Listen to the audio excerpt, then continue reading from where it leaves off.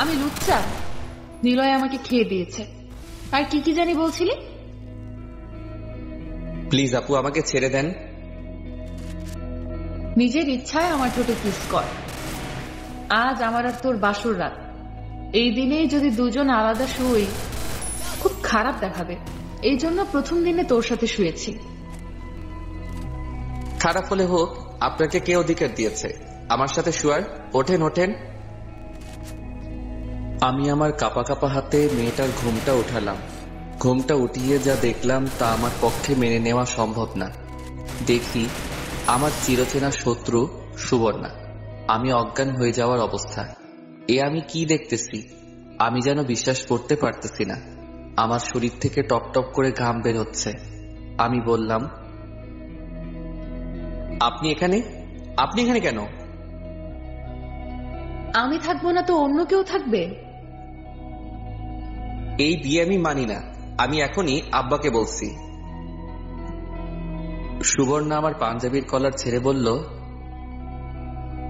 কোথায় যাও চান্দু? তোমার খবর আছে। প্লিজ আপু, আমাকে ছেড়ে দেন। তুই এত দেরি করছিস কেন? আমি সেই কখন থেকে বসে আছি। আমি আর জীবনেও আপনার সামনে আসবো না, আপনাকে গালি দিব না। আমি লুচ্চা? নিলয় আমাকে খেয়ে দিয়েছে। আর কি কি জানি বলছিলি? জীবনে আর বলবো না, প্লিজ আমাকে ছেড়ে দেন। ছেড়ে দিব একটা শর্তে। আপনি যা বলবেন তাই করব। এদিকে আয়, আমার কাছে আয়, একেবারে আমার সাথে লেগে বস। আমি সুবর্ণার সাথে লেগে বসলাম। একজনের শরীর আরেকজন অনুভব করতে পারছিলাম। সুবর্ণা বলল, আমার শরীর থেকে গহনাগুলো খুলে দে তো।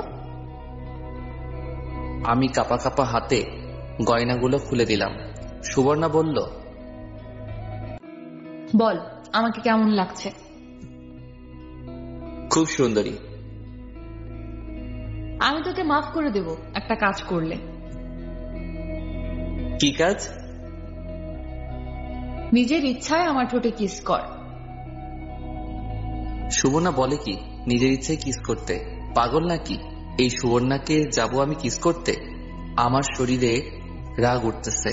আমি বললাম, রাখেন আপনার কিস, রাখেন আপনার শর্ত, যত সব ফালতু। আর আমি আপনাকে বিয়ে করছি কে বলছে? চুপ, আস্তে কর। আসতে বলবো কেন? আর আপনি একটু সুন্দরী না, আপনি কালো ভূত, একেবারে পেতনি। এবার কিন্তু বাড়াবাড়ি হয়ে যাচ্ছে। বাড়াবাড়ি হলে হোক, তাতে আমার কি? ওকে বুঝছি, তোর মাথা ঠিক নেই। শোন, তুই বাথরুমে গিয়ে ফ্রেশ হয়ে আয়। এই নে কাপড়। আমি হাত থেকে কাপড় নিয়ে বাথরুমে চলে গেলাম। বের হলে সুবর্ণা বলল, এই নে শুয়ে পড়। সুবর্ণার পাশে বালিশ দিয়ে বলল, পাগল নাকি? আপনার সাথে আমি শুভ? জীবনেও না। আপনার তো চরিত্র ভালো না, পরে কি জানি কি করেন। এমন কথা শুনে সুবর্ণার মুখটা কালো হয়ে গেল। মনে হয় অনেক কষ্ট পেয়েছে। কষ্ট পেলে পাক, তাতে আমার কি? যে যেমন তার সাথে তেমনই হওয়া উচিত। সুবর্ণা মুখটা কালো করে কাপড় পাল্টাতে লাগলো। আমি একটা বালিশ নিয়ে নিচে শুয়ে পড়লাম। কিছুক্ষণের মধ্যেই চোখে ঘুম চলে আসলো। সকালে ঘুম থেকে উঠে দেখি সুবর্ণা আমাকে জড়িয়ে ধরে শুয়ে রয়েছে নিচে। এমন ভাবে শুয়ে রয়েছে নড়তে পারছিলাম না। আমি তাকে ডাক দিলাম, এভাবে শুয়ে আছেন কেন? ওঠেন, আমাকে উঠতে দিন। আর একটু ঘুমা। আমাকে জড়িয়ে ধরেছেন কেন? রাতে আমার সাথে কি করছেন? ছাড়েন বলছি। আজ আমার আর তোর বাসর রাত। এই দিনেই যদি দুজন আলাদা শুই, খুব খারাপ দেখাবে। এই জন্য প্রথম দিনে তোর সাথে শুয়েছি। খারাপ হলে হোক, আপনাকে কে অধিকার দিয়েছে আমার সাথে শুয়ার? ওঠেন ওঠেন। সুবর্ণা উঠে চলে গেল বাথরুমে। এই রুমের সাথে একটা অ্যাটাচ বাথরুম আছে, যেটা শুধু এই রুমের মানুষ ব্যবহার করতে পারবে। আমি বিছানায় উঠে শুয়ে রইলাম। সুবর্ণা বাথরুম থেকে বের হয়ে বলল,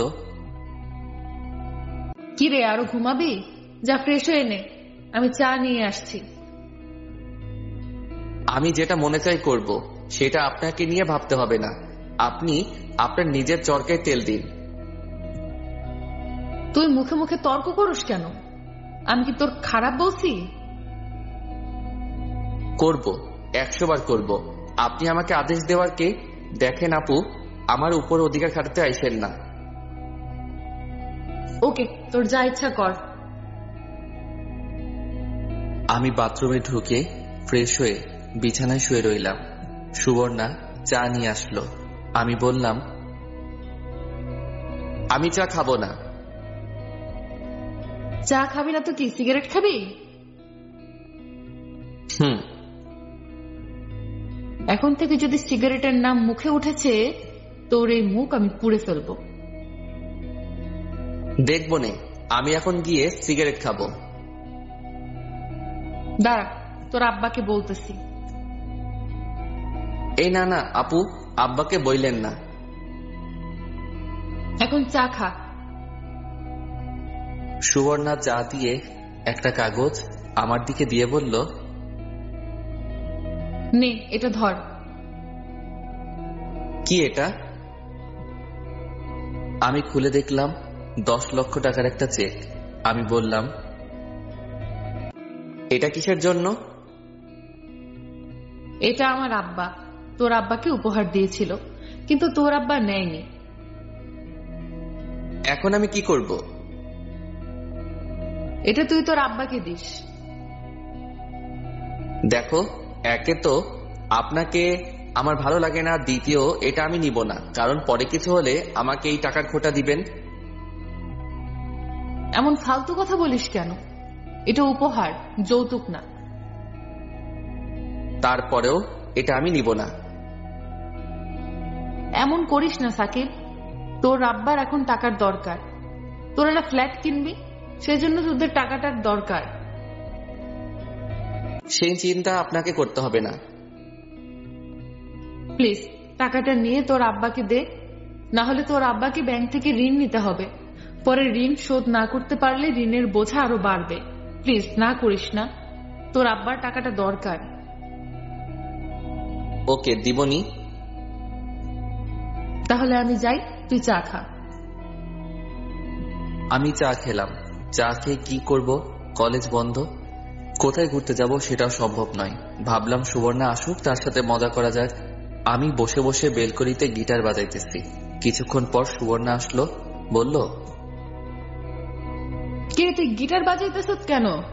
জানিস না গিটার বাজানো ভালো না? জানি। তাহলে বাজাস কেন? ভালো লাগে। সামনে থেকে আর বাজাবি না, দে গিটার দে, আর খেয়ে যা। সুবর্ণা আমার হাত থেকে গিটার নিয়ে চলে গেল। আমি খেতে গেলাম। খেয়ে দিয়ে রুমে এসে শুয়ে শুয়ে মোবাইল টিপতেছি আর কানে হেডফোন লাগিয়ে গান শুনতেছি। কিছুক্ষণ পর সুবর্ণা আসলো, এসে বলল, কি রে, কি করস? দেখতেছেন না? সুবর্ণা আমার পাশে শুয়ে আমার সাথে একেবারে নিজের শরীরটা লাগিয়ে বলল, দে একটা তার আমাকে দে, আমিও শুনবো। না, আপনার মোবাইল আছে না, আপনার মোবাইল দিয়ে আপনি শুনুন। তুই এখনো আমাকে আপনি করে বলস? আমরা না এখন জামাই বউ? আপনাকে আমি বউ হিসেবে মানি না। এমন করস কেন? শুন, বিয়ের আগে আমি তোকে মারছি, বকছি, আমি অনেক কষ্ট দিয়েছি। আপনাকে আমি কি করে ক্ষমা করি? আপনি আমাকে রাস্তায় চড় মারছেন, শুধু শুধু অপমান করছেন। আপনার কারণে আমি আরেকজনের কাছে অপমানিত হয়েছি। জানি তোকে আমি কষ্ট দিয়েছি, তুই আমাকে মন থেকে মাফ করে দে। যান, মাফ করে দিলাম। এখন এখান থেকে চলে যান। নিলয় ভাই বলছে আপনি খুব নিলয় ভাইকে জ্বালাইছেন, সেজন্য আপনাকে বিয়ে করে নাই। না জানি আমার কপালে কি আছে। প্লিজ আপু, আমাকে ছেড়ে আপনি চলে যান। এমন কথা বলিস না। কেন বলবো না? আমার আপনাকে একটু ভালো লাগে না। ভালো না লাগলেই পারে, সেজন্য চলে যেতে বলিস কেন? আপনি চলে যান। প্লিজ এমন কথা বলিস না, আমি আর তোকে কষ্ট দেব না, তোর প্রত্যেকটা কথা আমি শুনবো। প্লিজ এমন কথা বলিস না। আপনাকে আমি মেনে নিতে পারছি না। সুবর্ণা কাছে এসে আমার হাত ধরলো। সুবর্ণা বলল, সাকিব, আমি তোকে ভালোবাসি। কিন্তু আমি তো বাসি না, আমার হাত ছাড়েন। এই বলে আমি উঠে ঘর থেকে বের হব। সুবর্ণা বলল, কোথায় যাস? কেন আপনাকে বলতে হবে? যেখানে যাস তাড়াতাড়ি আসিস, আর ফোন দিলে ফোন ধরিস। না, ধরবো না। সাকিব। এই বলে আমি ঘর থেকে বের হয়ে বাইরে চলে আসলাম। বাইরে এসে আমি সিগারেট ধরাইলাম, ধরিয়ে এক জায়গায় বসলাম। বসে বসে ভাবতেছি, সুবর্ণার সাথে যা করছি তা কি ঠিক করতেছি? অবশ্যই ঠিক করতেছি। তার সবচেয়ে বড় কারণ হলো আমাকে না বলে না জানিয়ে হুট করে বিয়ে করে ফেলা। এটা আবার কোন ধরনের ফাইজলামো? আমাকে তো অন্তত একটিবার জিজ্ঞেস করতে পারতো। আর মা আব্বা কি করে আমাকে এই মেয়ের সাথে বিয়ে দিতে পারলো? সুবর্ণার বয়স বেশি, অবশ্য সেটা কোনো প্রবলেম না, কারণ এক হিসেবে আমার আপুদের ভালো লাগে। কিন্তু সুবর্ণাকে কেন জানি আমার মন মেনে নিতে পারছে না। তার কোনো কারণ আমি খুঁজে পাচ্ছি না। সে কি আসলেই অনেক জ্বালাতন করে সেটা পরে দেখা যাবে। আমি যেভাবে বলি সুবর্ণা কি সেভাবে চলবে? আর সে তো ব্যাংকে চাকরি করে, সেখানে কত মানুষের সাথে কথা হয়, কত মানুষের সাথে দেখা হয়। সবার মন মানসিকতা কি এক? আমি বললেই কি সে ব্যাংক থেকে চাকরি ছেড়ে দিবে? আর আমার তো কোনো ইনকাম নেই, কিভাবে কি? এখন কেন যে আব্বা মা আমার উপর এত বড় একটা বোঝা দিয়ে দিল? আচ্ছা, সুবর্ণা চলে গেলে কি সব আবার আগের মতো হবে? আবার আগের মতো আমি আমার মতো চলতে পারবো? পরে নিজের পছন্দ মতো বিয়ে করে একটা সংসার করতে পারবো? না না, এসব কি ভাবছি আমি?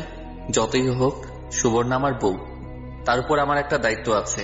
নিশ্চয়ই সুবর্ণার একটা মতলব আছে, না হলে হঠাৎ করে আমাকে না জানিয়ে না বলে ডাইরেক্ট আমাকে বিয়ে করে ফেললো কেন? সে জানতো আমাকে বললে আমি রাজি হব না, তাহলে কি সুবর্ণা কোনো উদ্দেশ্য নিয়ে আসলো? নিলয় ভাই বলল সে খুব প্যারা দেয়, সেটা কোনো ব্যাপার না, সংসারে এরকম ঝগড়া হয়ই। সে বলল ওই দিন আমি তাকে বকছি, সেই জন্য সে আমাকে শাস্তি দিবে। শাস্তিটা কি তাকে কিস করতে? তাহলে আমাকে মাফ করে দিবে? খুবই হাস্যকর। পরে আমার কাছে মাফ চাইলো। কিছুদিন সুবর্ণাকে ইগনোর করে দেখি সুবর্ণা কি করে। ও যেদিন বলবে আমাকে ছেড়ে চলে যাচ্ছে, সেদিন আমি তাকে আপন করে নিব। এসব হাজারো চিন্তা আমার মাথায় ঘুরপাক খাচ্ছে। কারো ফোনে আমার ধ্যান ভাঙলো। দেখি স্বামী কল করছে। স্বামী বলল, দোস্ত কোথায় তুই? বাড়ির আশেপাশেই আছি। কিরে, বাসরাত কেমন কাটলো? শালা, তোরা বেইমানি করে আমাকে সুবর্ণার সাথে বিয়ে দিছত। তুই জানিস না আমি তাকে দুই চোখে দেখতে পারি না? দোস্ত, আমি কিছুই জানতাম না। তোর মা আগামীকাল ফোন দিয়ে এসব বলছে। আমার কি কিছু করার আছে? এখন তো সাধু সাজবি। শোন, বিকালে মাঠে আসিস। মাঠে একটা টুর্নামেন্ট খেলা, সেখানে তোর নাম দিয়েছি। ওকে, আসবো। আসিস কিন্তু, সুবর্ণাকে পেয়ে আমাদের ভুলে যাস না। ধুর হালা। এই বলে ফোন কেটে দিলাম। কি করা যায়? দেখি সামনে আইসক্রিমের দোকান। ভাবলাম সুবর্ণা তো আইসক্রিম খুব পছন্দ করে, যাওয়ার সময় আইসক্রিম নিয়ে যাব। আবার ভাবলাম ধুর, সে আমার কে, তার জন্য আইসক্রিম নিয়ে যাব। আমি দুপুরের দিকে বাসায় আসলাম। দেখি সুবর্ণা মার সাথে রান্না করতেছে। আমি আমার রুমে গিয়ে গোসল করে নামাজের উদ্দেশ্যে বের হলাম। নামাজ পড়ে রুমে এসে শুয়ে রইলাম। কিছুক্ষণ পর সুবর্ণা আসলো, বলল, খেয়ে যা। আপনাকে বলতে হবে না। আমি গিয়ে খেয়ে আসলাম। এসে ভাবলাম একটা ঘুম দেই। এসে বিছানায় শুয়ে শুয়ে মোবাইল টিপতেছি। সুবর্ণা এসে বাথরুমে ঢুকছে গোসল করার জন্য। আমার ঘুমে ধরছে, ঘুমিয়ে গেলাম। কারো শরীরের স্পর্শে আমার ঘুম ভেঙে গেল। দেখি সুবর্ণা আমাকে জড়িয়ে ধরে বেদম ঘুমাচ্ছে।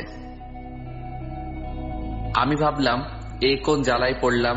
আমি তাকে আমার থেকে ছাড়িয়ে নিলাম, দেখি এসে আবার আমাকে জড়িয়ে ধরল। ভাবতেছি ইচ্ছা করে করছে নাকি ঘুমের মধ্যে এমন করছে। এমন সময় আসরের আজান দিল। মনে হলো স্বামী তো বলছিল মাঠে যেতে, যাই একটু ফুটবল খেলে আসি। আমি বিছানা থেকে নেমে বাথরুমে ঢুকে ফ্রেশ হলাম, তারপর ট্রাউজার পরে রেডি হলাম বাইরে যাওয়ার জন্য। এমন সময় সুবর্ণা বলে উঠল, কোথায় যাস? খেলতে। যাস না, আমার সাথে শুয়ে থাক, আমার ভালো লাগছে না। আপনার সাথে শুতে আমার বয়ে গেল। আর একটু পরে যা। কেন? আমাকে একটু জড়িয়ে ধরে শুয়ে থাক, আমার ভালো লাগছে না। পাগল নাকি? ভালো লাগছে না তো আমি কি করব? এমন করিস কেন? আমার কষ্ট লাগে। এই বলে সুবর্ণা বিছানা থেকে উঠে এসে আমাকে শক্ত করে জড়িয়ে ধরল। আমি বললাম, আরে কি করছেন? কেউ দেখে ফেলবে তো। দেখলে দেখুক। ছাড়েন বলছি। না, ছাড়বো না। ছাড়বো, আমাকে জড়িয়ে ধর। ধুর। এই বলে আমি ধাক্কা দিয়ে তাকে ছাড়িয়ে নিলাম। ঘর থেকে বের হয়ে আসলাম। আস্তে আস্তে ভাবতে লাগলাম, এই কোন মেয়ের পাল্লায় পড়লাম আমি। আসলে তার কি দোষ? সবাই তো বিয়ের পর এগুলো করে, কিন্তু আমার কেন জানি তাকে ভালো লাগে না। মনে চায় তার থেকে দূরে দূরে থাকতাম। বউ বলেই কি, অথচ অন্য কোনো মেয়ের প্রতি আমার কোনো ইন্টারেস্ট নাই। যাকে দেখি সুবর্ণার চেয়ে সুন্দরী না। যাই হোক, এসব ভাবতে ভাবতে আমি মাঠে চলে আসলাম। খেলাধুলা করে বাসের উদ্দেশ্যে রওনা দিলাম। বাসায় এসে ফ্রেশ হলাম, দেখি সুবর্ণা নাই। মাকে জিজ্ঞেস করলে বলে ছাদে গিয়েছে মরিয়মের সাথে। ভাবলাম ছাদে কি করে এত মানুষের মাঝে। দূর, সেসব ভেবে লাভ নাই, ও যেটা মনে চায় সেটাই করুক। মাগরিবের নামাজ পড়ে রুমে আসলাম, দেখি মার সাথে কি যেন করতেছে। আমি রুমে এসে একটা গল্পের বই পড়তেছি। এমন সময় সুবর্ণা সেমাই নিয়ে রুমে প্রবেশ করল আর বলল, নে, সেমাইটা খেয়ে নে। খাবো না। তুই না জীবনেও ভালো হবি না। এদিকে আয়, আমি খাইয়ে দেই। আমার সাথে এরকম করতে আইসেন না, আমি খাবো না। সুবর্ণা গরম সেমাই চামচে নিয়ে ফু দিয়ে ঠান্ডা করে মুখের কাছে এনে দিল। বলল, হা কর। না। হা কর বলছি। না। সুবর্ণা অনেকক্ষণ ধরে চামচ আমার মুখের সামনে দিয়ে ধরে রাখলো। আমার হা করায় আসায় দেখি আমি হা করছি না। তারপর সে নিজেই সেটা খেয়ে ফেলে। দেখি তার চোখের কোণায় পানি। মনে হয় কষ্ট পেয়েছে। কষ্ট পেয়েছে আমার কি? সেমাই রেখে সে বলল, তাহলে তুই আমার সাথে এমন করিস কেন? তোর কাছে তো আমি মাফ চাইছি। আমার আপনাকে ভালো লাগে না। প্লিজ আপু, আপনি চলে যান, আমাকে একা থাকতে দিন। সাকিব, এমন কথা বলিস না, আমার অনেক কষ্ট লাগে। কোথায় কষ্ট লাগে আপনার? আমার মনে হয় আপনার পেটে কষ্ট লাগে। সাকিব। কি আপু? তুই এখনো আমাকে আপনি করে বলিস কেন? তুই করে বল, আমরা তো জামাই বউ। কিন্তু আমি তো বউ হিসেবে মানি না আপনাকে। এমন করলে কিন্তু আমি চলে যাব। যান, তাতে আমার কি? সত্যি কিন্তু আমি চলে যাব। যান, আপনি গেলে আমি বাঁচি। হঠাৎ দেখবি আমি একদিন চলে যাব। হঠাৎ কেন? এখনই চলে যান। সুবর্ণা কাঁদা শুরু করলো। কাঁদতে কাঁদতে শুয়ে রইল। আমিও না শোনার ভান করে বই পড়তেছি। সুবর্ণা বলল, আমি আগামীকাল থেকে ব্যাংকে যাব। যান। তোর কলেজ খুলবে কবে? জানি না। চল না, কোথাও ঘুরতে যাই। আপনার সাথে আমি কোথাও যাব না। কেন? এমনি ভালো লাগে না? চল না যাই, দেখবি ভালো লাগবে। না, আমি কোথাও যাব না। ওকে। এই বলে সুবর্ণা বাইরে চলে গেল। কিছুক্ষণ পর এসে বলল খেয়ে যাইতে। আমি খেয়ে দিয়ে শুয়ে রইলাম। চোখে ঘুম আসতেছে। দেখি সুবর্ণা ঘরে ঢুকে দরজা বন্ধ করে দিল আর আমার পাশে এসে শুয়ে পড়ল। আমি বললাম, আমি আপনার সাথে শুব না। প্লিজ সাকিব, এমন করিস না, শুধু আজকে রাতটা থাক। এক মুহূর্ত না। আমি বিছানা থেকে নামলাম, নেমে বালিশ নিচে দিয়ে শুয়ে রইলাম। সুবর্ণা উপরে শুয়ে রইল। আমি অনেকক্ষণ এদিক সেদিক করে তাকালাম, যাই আজকে রাতটা সুবর্ণার সাথে শুই। এইভাবে আমি সুবর্ণার পাশে শুয়ে পড়লাম। পিছন থেকে তাকে জড়িয়ে ধরলাম আর কানে কানে বললাম, শুধু আজকে রাতের জন্য।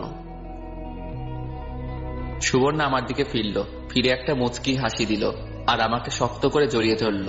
একটা পা আমার শরীরের উপর উঠিয়ে দিল। জানিস আমি কি চাই?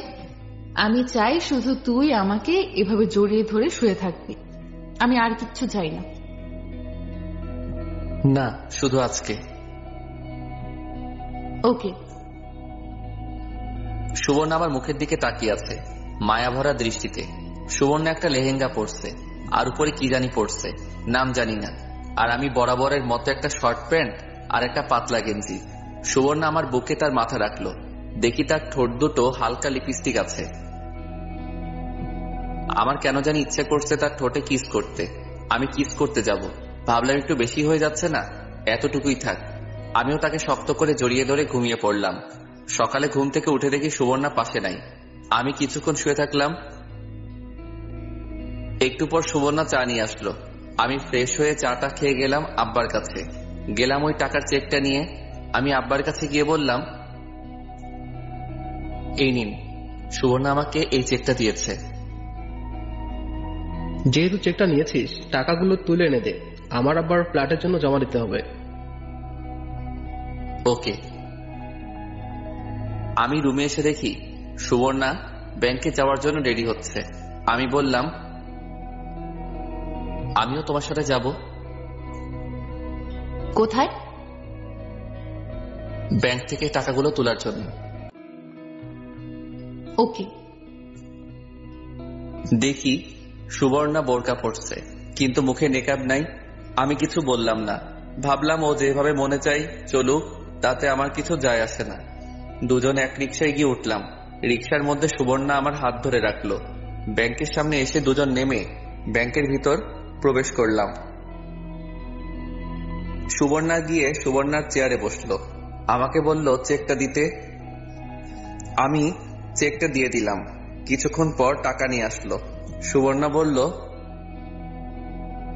3টার দিকে আয়সা আমাকে নিয়ে যাস। পারবো না। কেন পারবি না? এমনি। ওকে, তোর যা ইচ্ছা কর। আমি ব্যাংক থেকে চলে আসলাম। এসে আব্বার হাতে টাকাগুলো দিলাম। রুমে এসে শুয়ে শুয়ে বই পড়তেছি। সুবর্ণা এখন হাড়ে হাড়ে বুঝতে পারছে সাকিবের মতো না নিয়ে বিয়ে করে নিজের পায়ে কুড়াল মারছে। ভাবছিল বিয়ের পর সাকিব সুবর্ণার কথা মতো চলবে, কিন্তু এখন দেখা যাচ্ছে সুবর্ণা মাপচে কুল পাচ্ছে না। কি করলে সাকিব সুবর্ণার কথা মতো চলবে, সুবর্ণার মনের কথা বুঝবে, সুবর্ণার কষ্ট বুঝবে, সেটাই সুবর্ণা খুঁজে পাচ্ছে না। তার সাথে কথা বললে খালি বলে চলে যেতে। এই কথা বললে সুবর্ণার অনেক কষ্ট লাগে। সাকিব কি বোঝে না সুবর্ণার কষ্ট? মনে হয় বুঝে না বোঝার ভান করে। সুবর্ণার নিয়ত করলো সাকিব যতই কষ্ট দিক সাকিবকে ছেড়ে কোথাও যাবে না, কারণ সুবর্ণা সাকিবকে অনেক বেশি ভালোবাসে। সাকিব ভালোবাসে কিনা জানি না। সুবর্ণা এখন কাজে মন দিয়েছে। কিছুক্ষণ পর এক পিএস এসে বলে গেল স্যারের রুমে যেতে, মিটিং আছে। সুবর্ণা স্যারের রুমে গিয়ে দেখে কেউ নেই। সুবর্ণা ভাবলো আমার একা আবার কিসের মিটিং। অফিসে ঢুকে সালাম দিল। অফিসের স্যারটা খুব হ্যান্ডসাম। শুনছে বিয়ে হয়ে বলে ডিভোর্স হয়ে গেছে। সেসব দেখে লাভ নাই, কি জন্য ডাকছে সেটা শুনি। স্যার বলল, সুবর্ণা, কেমন আছেন? জি স্যার, ভালো। তুমি বলে বিয়ে করেছো? জি স্যার। ছেলে কি করে? পড়াশোনা করেন। ভালো। জি স্যার। কিছুদিন তো ছুটি কাটালেন, এখন কাজে মন দিন। জি স্যার। যাও, কাজে যাও। জি স্যার। সুবর্ণা স্যারের কাজ কারবার কিছুই বুঝলো না। কোনোদিন তো আমার ফ্যামিলি নিয়ে আর পার্সোনাল বিষয় নিয়ে জিজ্ঞাসা করছে না, আজ এসব প্রশ্ন। কিছুই বুঝলো না সুবর্ণা। যাই হোক, সুবর্ণা কাজে মন দিল। কাজ শেষ হলে ভাবছিল সাকিবকে ফোন দিল। অনেকক্ষণ পর ফোন ধরলো। কোথায় তুই? বাসায়। কেন? চল না কোথাও ঘুরতে যাই। আপনি এখন কোথায়? ব্যাংক থেকে বের হচ্ছি। ব্যাংক থেকে বের হয়ে দেখেন আশেপাশে কোনো রিক্সা আসেনি, থাকলে সোজা বাসায় চলে আসেন, 1 মিনিট দেরি না করে। ওকে, আসতেছি। আপনি আসলে আমি বাইরে যাব। কোথায় যাবি? খেলা আছে। কেন, ওখানে না গেলে হয় না? কবে জানি তোর পা ভাঙে। আরে ভাঙবে না, তাড়াতাড়ি আসেন। ওকে। সুবর্ণা ভাবলো সাকিবের এতটুকু কথাতেই কেন জানি ভালো লাগছে। সাকিব বলছে তাড়াতাড়ি বাসায় যেতে, এটাই সুবর্ণার জন্য অনেক কিছু। সুবর্ণা রিক্সা নিয়ে বাসার উদ্দেশ্যে রওনা দিল। আমি শুয়ে শুয়ে বই পড়তেছি, গল্পের বই। আপনারা অনেকেই ভাববেন মোবাইলের যুগে আবার বই পড়া। আমি ছোটবেলা থেকেই গল্পের বই পড়তে ভালোবাসি।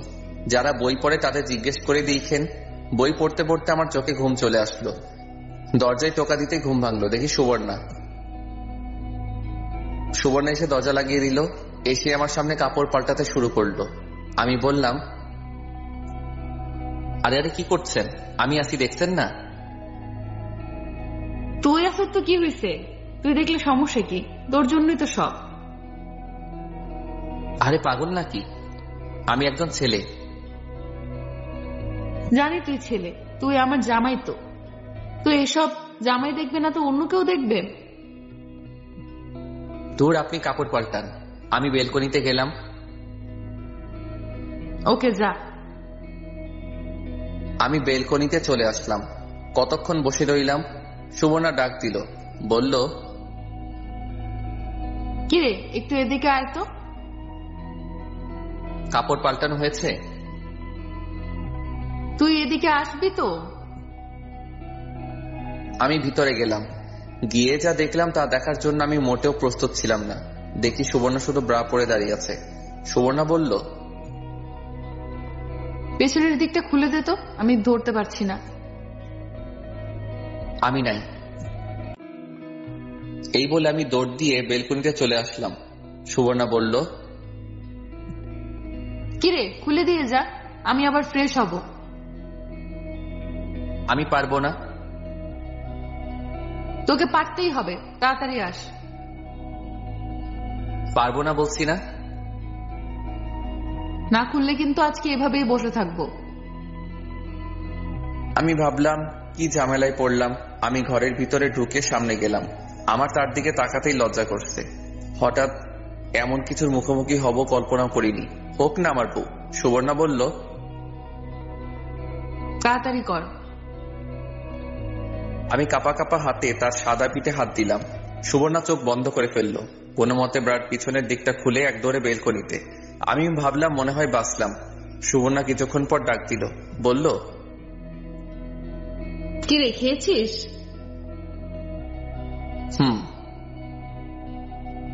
দে তো তোর মানি ব্যাগটা। মানি ব্যাগ দিয়ে কি করব? দে তো। সুবর্ণা মানি ব্যাগ চেক করলো। নিজের ব্যাগ থেকে কিছু টাকা দিয়ে বলল, নে, এগুলো খরচ করিস। না লাগবে না। লাগবে। টাকাগুলো আপনার কাছেই রাখেন, আমি চেয়ে নিব। মানিব্যাগে থাকলে আমি খরচ করে ফেলবো। ওকে। আমি ভাবলাম যাই, খেলাধুলা করে আসি। ট্রাউজার পরে রেডি হয়ে বাইরে বের হওয়ার জন্য রেডি হলাম। সুবর্ণা বলল, কোথায় যাস? জানেন না? না, জানি না। আমি গেলাম। এই বলে আমি বের হয়ে চলে আসলাম। এইভাবে কিছুদিন চলে গেল। আমি পরে আর সুবর্ণার সাথে রাতে শুই নাই। সে অনেক রিকোয়েস্ট করছিল, আমিও বেশি তাকে পাত্তা দেই নাই। সুবর্ণা কেন জানি আগের মতো এত কথা বলে না। সেও তার মতো থাকে, আমিও আমার মতো থাকি। সেও তার কাজ করে, আমিও আমার কাজ আমি করি। একদিন আমি কলেজ থেকে সুবর্ণার ব্যাংকের সামনে দিয়ে আসছিলাম। কেন জানি মনে হলো ব্যাংক থেকে ঘুরে আসি, সুবর্ণাকেও দেখে আসি। আরও বলছিল ব্যাংক থেকে গিয়ে ক্রেডিট কার্ড আনতে। তাই ভেবে আমি ব্যাংকের ভিতর ঢুকে সুবর্ণার ডেস্কে আসলাম। দেখে ও নাই। ব্যাপারটা কিছু বুঝলাম না, মনে হয় মিটিং করে। সেই ভেবে কিছুক্ষণ বসে রইলাম। অনেকক্ষণ হয়ে গেল আসছে না। আমি পাশের একজনকে জিজ্ঞেস করলাম, ভাই উনি কোথায় গিয়েছে? জানি না ভাই। কোথায় যেতে পারে আপনার মনে হয়? ইদানিং দেখতাছি বসের অফিসে বেশি যাই, সেখানে যেতে পারে। ভাই আপনাদের বসের অফিসটা কোথায়? 3 তলায়। ধন্যবাদ ভাই। ওয়েলকাম। আমি 3 তলায় গিয়ে বসের রুম বের করলাম। দেখি সুবর্ণা স্যারের সাথে কথা বলতেছে, আর একটু পরপর সুবর্ণা আর স্যার একসাথে হাসি দিয়ে উঠতেছে। আমি কিছুই বুঝলাম না তারা দুজন একা একা কিসের মিটিং করে। আমি আবার ওই ভাইয়ের কাছে গেলাম, দেখি ও খুব ব্যস্ত। আমি বললাম, ভাই একটু কথা বলা যাবে? একটু দাঁড়ান ভাই। ওকে। এই ভাই কাজ শেষ করে বলল, জি ভাই বলেন। ভাই আপনার নাম কি? আমার নাম সাদিকুল।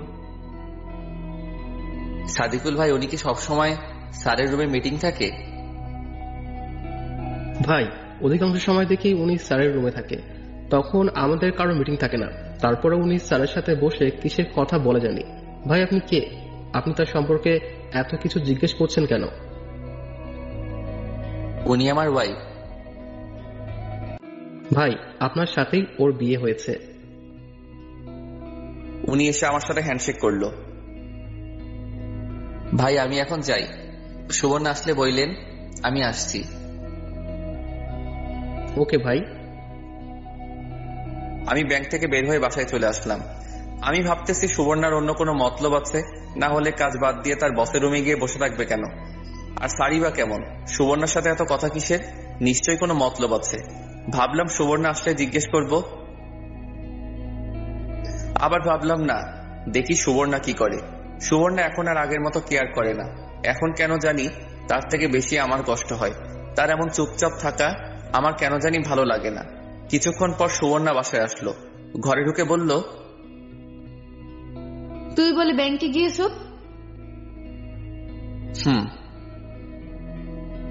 আসলে আমি একটা মিটিং এ ছিলাম, তুই ফোন দিতি। না থাক, ভাবলাম যদি তোমার মিটিং এ সমস্যা হয়। কি জন্য গিয়েছিলি? এমনি ওই দিক দিয়ে যাচ্ছিলাম, ভাবলাম তোমাকে দেখে যাই।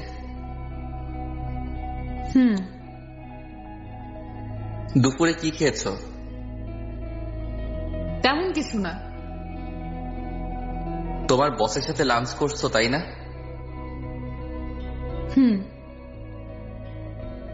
ভালো। এই নে তোর ভিসা কার্ড।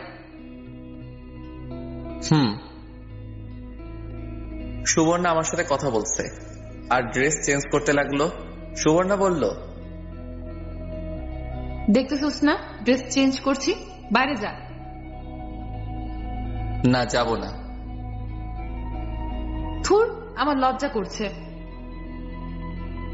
আমি চোখ বন্ধ করলাম। অন্যদিন হলে বাইরে চলে যেতাম। ধুর, সুবর্ণা বাথরুমে ঢুকে গেল। বাথরুম থেকে ড্রেস চেঞ্জ করে বের হলো। সুবর্ণা বলল, কি রেখিয়েছিস? না। কেন? তুমি আসলে ভাবছিলাম একসাথে খাবো, কিন্তু তুমি তো তোমার বসের সাথে খেয়ে এসেছো। দাঁড়া, আমি খাবার নিয়ে আসছি। না, খাবো না। কেন? তুমি খেয়ে এসেছো, তাই এখন আর রুচি হচ্ছে না।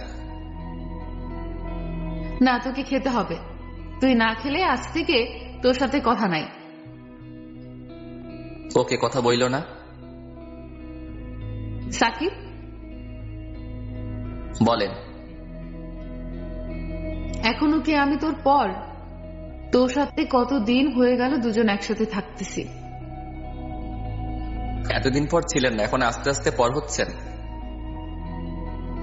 পর হতে যাব কেন? আপনি বলেন।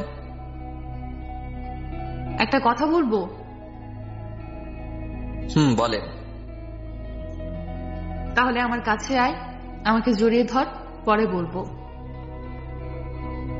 বললে বলেন, না হলে আমি গেলাম। আমার বলতে লজ্জা করছে, এদিকে আয় না।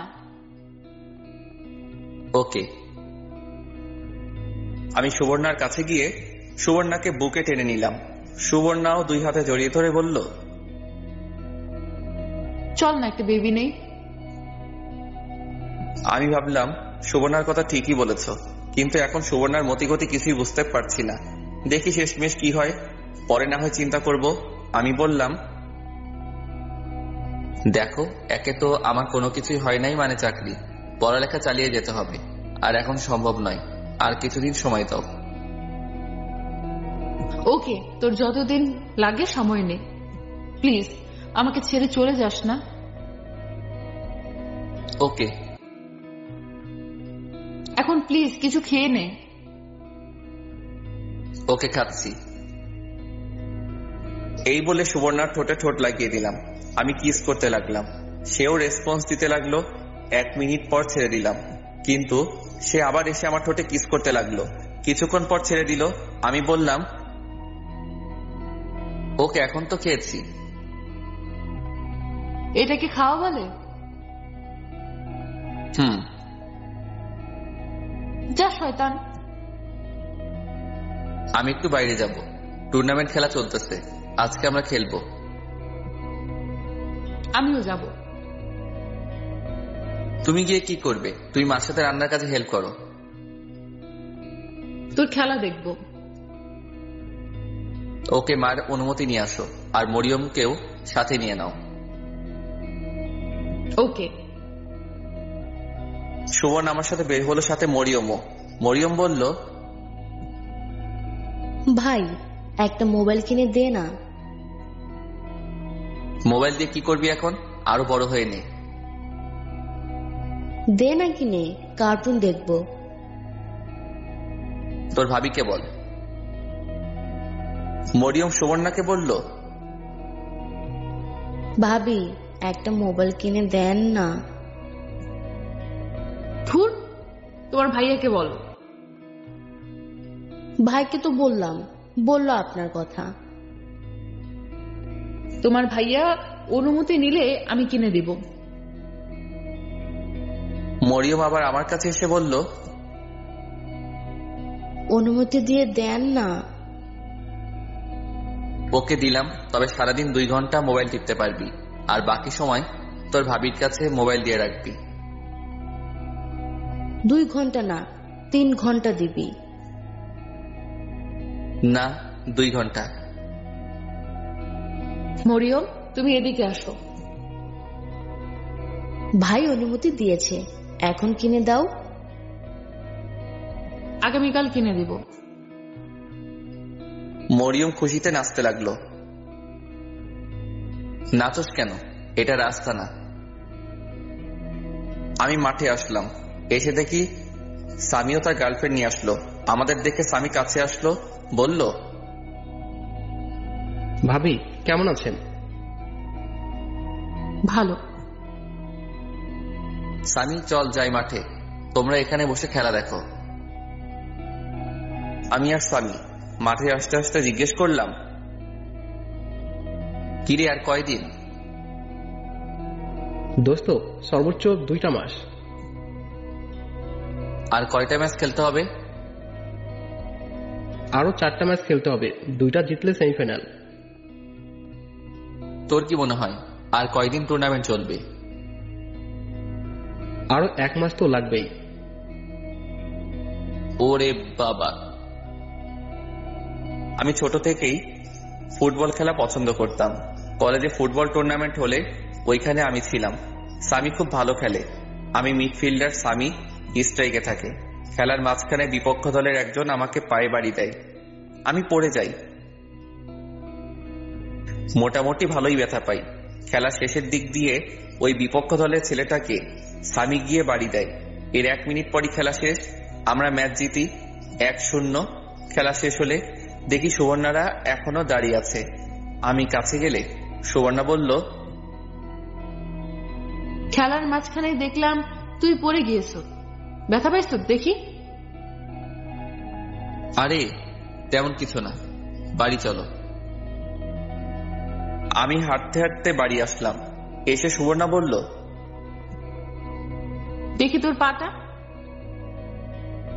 জানি সুবর্ণা দেখলে বকাঝকা করবে, সেজন্য দেখাতে চাচ্ছিলাম না। আরে কিছু হয় নাই। দেখাবি নাকি তোর মাকে গিয়ে বলবো? কিছু হয় নাই তো, কি গিয়ে বলবা? দেখাইলেই সমস্যা কি? ওকে দেখো। আমি ট্রাউজার উপরে তুলে দেখালাম, অনেকখানি জায়গা কালো হয়ে গেছে। সুবর্ণা বলল, জানতাম এরকম কিছু একটা হয়েছে। দেখছো কালো হয়ে গেছে। তোরে এত করে বলি খেলার দরকার নেই, এখনো কি ছোট আছোস? হয়েছে, থাকার বলতে হবে না। সুবর্ণা বরফ এনে সেখানে দিল আর বলল, সামনে থেকে আর খেলার দরকার নেই। না খেলবো। তুই কি আর আমার কথা শুনবি? পরে আবার ব্যথা পাবি। চুপ করো না এখন। সুবর্ণা সুন্দর করে বরফ লাগিয়ে দিল। আমি গোসল করে পড়তে বসলাম। সুবর্ণা মার সাথে গিয়ে রান্নার কাজে হেল্প করতে লাগলো। একটু পর হালকা নাস্তা দিয়ে গেল। কিছুক্ষণ পড়ালেখা করে ভাবলাম বাইরে থেকে একটা সিগারেট খেয়ে আসি। সুবর্ণা আসলে বললাম, আমি একটু বাইরে থেকে ঘুরে আসি। এখন কোথাও যাওয়ার দরকার নেই, বসে বসে পড়। না, যাব। কেন এখন বাইরে যাবি? আমি একটা সিগারেট খাইতে। ধুর, তুই কি জীবনেও ভালো হবি না? না। এখন যদি যাস তাহলে তোর মার কাছে বলে দেবো তুই সিগারেট খাস। বইল। এই বলে আমি বাইরে চলে আসলাম। আমি জানি সুবর্ণা বলবে না। আমি সিগারেট খেয়ে বাসায় আসলাম। আসার সময় মরিয়মের জন্য সুবর্ণার জন্য আইসক্রিম নিয়ে আসলাম। সুবর্ণা আইসক্রিম পেয়ে মহা খুশি, বলল, তাহলে এই ছিল তোর মনে? ভাত খেয়ে যা। আসতেছি। আমি খেয়ে দিয়ে রুমে এসে গল্পের বই পড়তেছি। আমি নিচে শুয়ে বরাবরই মতোই আজকেও নিচে শুইলাম। সুবর্ণা এসে দেখে আমি নিচে শুয়ে আছি। সুবর্ণা বলল, কিরে আজকেও নিচে শুবি? কেন, আজকে কি কোনো স্পেশাল দিন নাকি? না, ওপরে শো। না। হয় তুই আমার সাথে ওপরে শো, নইলে আমি তোর সাথে নিচে শুবো। আমি এটাই চাইছিলাম। তোমার যা ইচ্ছা করো। সুবর্ণা আমার পাশে বালিশ দিল আর গিয়ে কাপড় চেঞ্জ করলো। সুবর্ণা এতক্ষণ সালোয়ার কামিজ পরা ছিল, সেগুলো চেঞ্জ করে একটা লেহেঙ্গা আর হাতা কাটা গেঞ্জি পরলো। তাকে অনেক সুন্দরী লাগছিল। সুবর্ণা আমার পাশে শুয়ে পড়লো আর পিছন থেকে জড়িয়ে ধরলো আর আমার ঘাড়ে মাথা রাখলো। সুবর্ণা বলল, সাকিব এদিকে ফির। কেন? আরে ফির না। ওকে। আমি সুবর্ণার দিকে ফিরলাম। সুবর্ণা আমার দিকে তাকিয়ে আছে। এভাবে তাকিয়ে আছো কেন? এমনি তোকে দেখতে ইচ্ছে করছে। কি? দাঁড়াও, দেখাচ্ছি মজা। এই বলে আমি সুবর্ণাকে কোলে তুলে নিলাম। সুবর্ণাও আমার গলায় ধরলো। আমি তাকে বিছানায় নিয়ে ফেললাম। আমিও তার পাশে শুয়ে পড়লাম। সুবর্ণাও আমাকে জড়িয়ে ধরলো। আমিও আমার সুবর্ণাকে জড়িয়ে ধরলাম এবং তার কপালে চুমু খেলাম। ভাবলাম, আসলে সুবর্ণা আমাকে সত্যি মনে হয় খুব ভালোবাসে, আর আমি তাকে খুবই ভালোবাসি। এতদিন কি হয়েছে জানি না, এখন থেকে নিয়ত করলাম তাকে সবসময় আগলে রাখবো। সে আমার জন্য অনেক কষ্ট সহ্য করছে। এখন থেকে নিয়ত করলাম তাকে আর কোনো কষ্ট সহ্য করতে দিব না। তাকে আমি সত্যি অনেক ভালোবাসি। এসব কথা ভাবতে ভাবতে ঘুমিয়ে গেলাম। সুবর্ণা পড়ছে বিপদে। সুবর্ণার ব্যাংকের ম্যানেজার কারণে অকারণে অধিকাংশ সময় সুবর্ণাকে অফিসে বসিয়ে রাখে। এটা সেটা আজাইরা কথাবার্তা বলে, আর মাঝে মাঝে এমন এমন জোকস বলে না, না হেসে থাকতে পারে না সুবর্ণা। সুবর্ণা স্যারকে নাও বলতে পারে না। একদিন সুবর্ণার ম্যানেজার সুবর্ণাকে জিজ্ঞেস করলো, তোমার ওই পিচ্চি জামাই কি তোমাকে খুব ভালোবাসে? ওই সময় সাকিবের সাথে সুবর্ণার সময় খারাপ যাচ্ছিল, তাই সুবর্ণা বলল, ভালোবেসে স্যার। আমার মনে হয় ভালোবাসে না। আপনার এরকম মনে হয় কেন? দেখো, এসব আমরা পিছনে ফেলে এসেছি, সব বুঝি আমরা। যদি তোমার তাকে ভালো না লাগে তাহলে তুমি তাকে ছেড়ে দাও। সুবর্ণা তখন আর কিছু বলে নাই। বাড়িতে এসে আম্মার সাথে রান্নাঘরে কাজ করতেছে। আম্মা জিজ্ঞাসা করলো, মা, তুমি এরকম সব সময় মুখ গোমরা করে থাকো কেন? তেমন কিছু না আম্মা। আমি সব বুঝি মা, জানি তোমার সাথে সাকিবের সময় ভালো যাচ্ছে না। মা, এখানে আমাদের কিছু করার নেই। একে তো আমরা তার অনুমতি ছাড়াই তোমাকে তার সাথে বিয়ে দিয়েছি। এখন যদি তাকে গিয়ে কিছু বলি তাহলে সে সম্পূর্ণ দোষ দিবে আমাদের। সুবর্ণা কেঁদে দিল এবং আম্মাকে জড়িয়ে ধরে কেঁদে কেঁদে বলতে লাগলো, আমি জানি আম্মা, সাকিব একদিন আমাকে ঠিক বুঝবে, আমার গুরুত্ব বুঝবে। সে খুব ফ্রেশ মাইন্ডের ছেলে। আমার মনে হয় তোমাকে সে খুব ভালোবাসে। একটু ধৈর্য ধরো মা। আমি তাকে খুব ভালোবাসি আম্মা। আমি জানি মা, এখন কেঁদো না। আর শোনো, সামনের মাসে আমরা এই ফ্ল্যাট ছেড়ে দিয়ে নতুন একটা ফ্ল্যাটে চলে যাব। না আম্মা, আপনারা যান, সাকিবের সাথে ঝামেলা শেষ করে আমরা আসবো, আর এই ফ্ল্যাটের ভাড়া আমি দিব। কেন মা শুধু শুধু অপচয় করবা? আমাদের সাথে নতুন ফ্ল্যাটে চলো। না আম্মা, সাকিবের সাথে ঝামেলা মিটমাট করে আমরা আসবো। প্লিজ আম্মা, না করেন না। ওকে, তোমার যা ইচ্ছা করো। ওকে আম্মা, এই জন্য আপনাকে আমার এত ভালো লাগে। যাও, সবাইকে বলো খাবার খেতে। আচ্ছা আম্মা। সুবর্ণা সবাইকে খাবার খেতে ডাকে। এর কিছুদিন পর জানি সাকিবের কি হলো। ব্যাংক থেকে আসার পর সুবর্ণাকে খুব কেয়ার করতে শুরু করে। সুবর্ণা ভাবলো সাকিব মনে হয় সুবর্ণাকে বুঝতে পারছে। এটাই সুবর্ণা চাই। এর কিছুদিন পর সুবর্ণা অফিসে কাজ করতেছিল। পিএস এসে বলে গেল, অফিসে কিসের মিটিং আছে সবার। সুবর্ণা অফিসের মিটিং এ গেল, গিয়ে সবার সাথে বসলো। মিটিং এ স্যারের কথা শুনে সবাই খুশি, কারণ স্যার বলেছে সামনে 2 সপ্তাহ পর ব্যাংকের পক্ষ থেকে একটা ভ্রমণ আছে। 2 থেকে 3 জন সাথে নিতে পারবে। এটা শুনে সবাই হাততালি দিল, কারণ সবাই চেয়েছিল একটা ভ্রমণ হোক, আর সেটা হলো কক্সবাজার 3 রাত 2 দিন, মানে 1 রাতে সেখানে যাওয়া, আরেক রাতে সেখানে থাকা, আরেক রাতে সেখানে থেকে আসা। আর যারা যারা সেখানে যাবে তাদের আলাদা একটা স্যালারি দেওয়া হবে।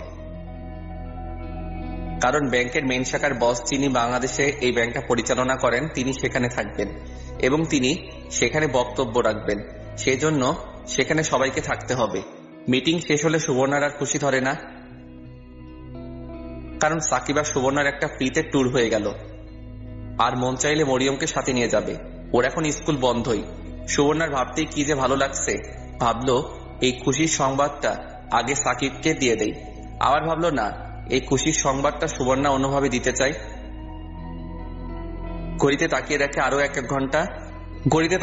এক ঘন্টা আসতে 3টা বাজতে। 1 ঘন্টা কাজ করে বাসায় আসে, এসে রুমে ঢুকে। আমি পরদিন ঘুম থেকে উঠে কলেজে গেলাম। কলেজ থেকে এসে বাসায় শুয়ে রইলাম, ঘুমিয়ে গেলাম। কতক্ষণ ঘুমালাম জানি না। ঘুম থেকে উঠে দেখি সন্ধ্যা ছুঁই ছুঁই। দেখি সুবর্ণা নামাজ পড়তেছে, মনে হয় মাগরিবের নামাজ। নামাজ শেষ করলে আমি বললাম, আজান দিয়ে দিয়েছে। ফ্রেশ হয়ে নামাজ পড়ে নে। ওকে। আমি ফ্রেশ হয়ে নামাজ পড়ে পড়ার টেবিলে বসলাম, কিছুক্ষণ পড়লাম। সুবর্ণা মাথার চুল আস্তে ঠোঁটে লিপস্টিক দিল। আমি অবাক হয়ে প্রশ্ন করলাম, এরকম সাজতেছ কেন? তোকে একটা খুশির সংবাদ দিব। সেজন্য সাজতে হবে?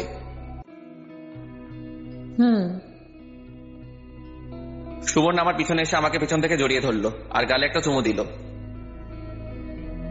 বলো কি সুসংবাদ? তার আগে আমাকে একটা চুমু দে। আমি সুবর্ণার গালে চুমু দিলাম। এবার বলো। না, ঠোঁটে কিস কর। দূর, তুমি না দিন দিন। বল দিন দিন। আমি সুবর্ণাকে হাত ধরে সামনে আনলাম, টেনে টেবিলের উপর বসালাম। আমি দাঁড়িয়ে সুবর্ণা 2 ঠোঁটে আমার ঠোঁট লাগিয়ে দিলাম। সুবর্ণাও রেসপন্স দিতে লাগলো। আমি একসময় সুবর্ণার কাপড়ের ভিতরে হাত ঢুকিয়ে ফেলি আর পিছন থেকে তাকে আদর করতে থাকি। কতক্ষণ গেল মনে নাই। কারো দরজায় টোকাই হুঁশ ফিরল, মরিয়ম ডাকতেছে। সুবর্ণা কাপড় ঠিক করে দরজা খুলে আমি পড়ায় মন দিলাম। মরিয়ম ভিতরে আসলো, বলল, ভাবি আমার মোবাইলটা কোথায়? ও, আমার একটুও মনে নাই। মনে তো থাকবেই না, আমি বলছি না। আরে মন খারাপ করতেছিস কেন? আমার মনে ছিল।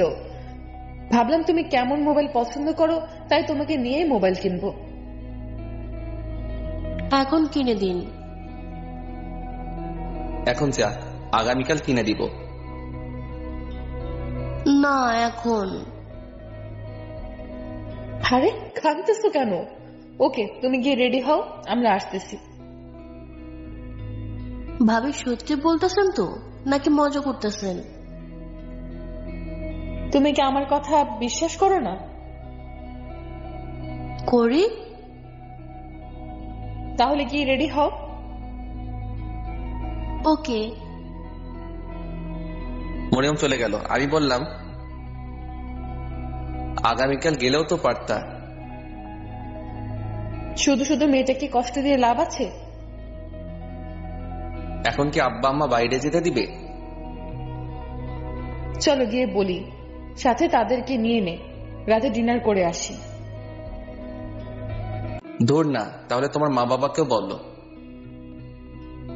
এখন হঠাৎ করে ওরা বললেই কি আর যাবে? বলতে তো প্রবলেম নাই। আরে চল, আব্বা আমাকে রাজি করাই, পরে না হয় আমার বাবা মাকে বলিস। ওকে চলো। আমি আর সুবর্ণা গিয়ে মা বাবাকে বলে রাজি হয় নাই। পরে সুবর্ণার আব্বা আম্মার কথা বলে রাজি হয়েছে। সুবর্ণাও তার আব্বা আম্মার সাথে কথা বলে রাজি করাই। পরে 2 ফ্যামিলি একসাথে এক রেস্টুরেন্টে গিয়ে ডিনার করি। এই ফাঁকে মরিয়মের জন্য একটা মোবাইল কিনে সুবর্ণা। সবশেষে সবাই একসাথে বাড়ি আসি।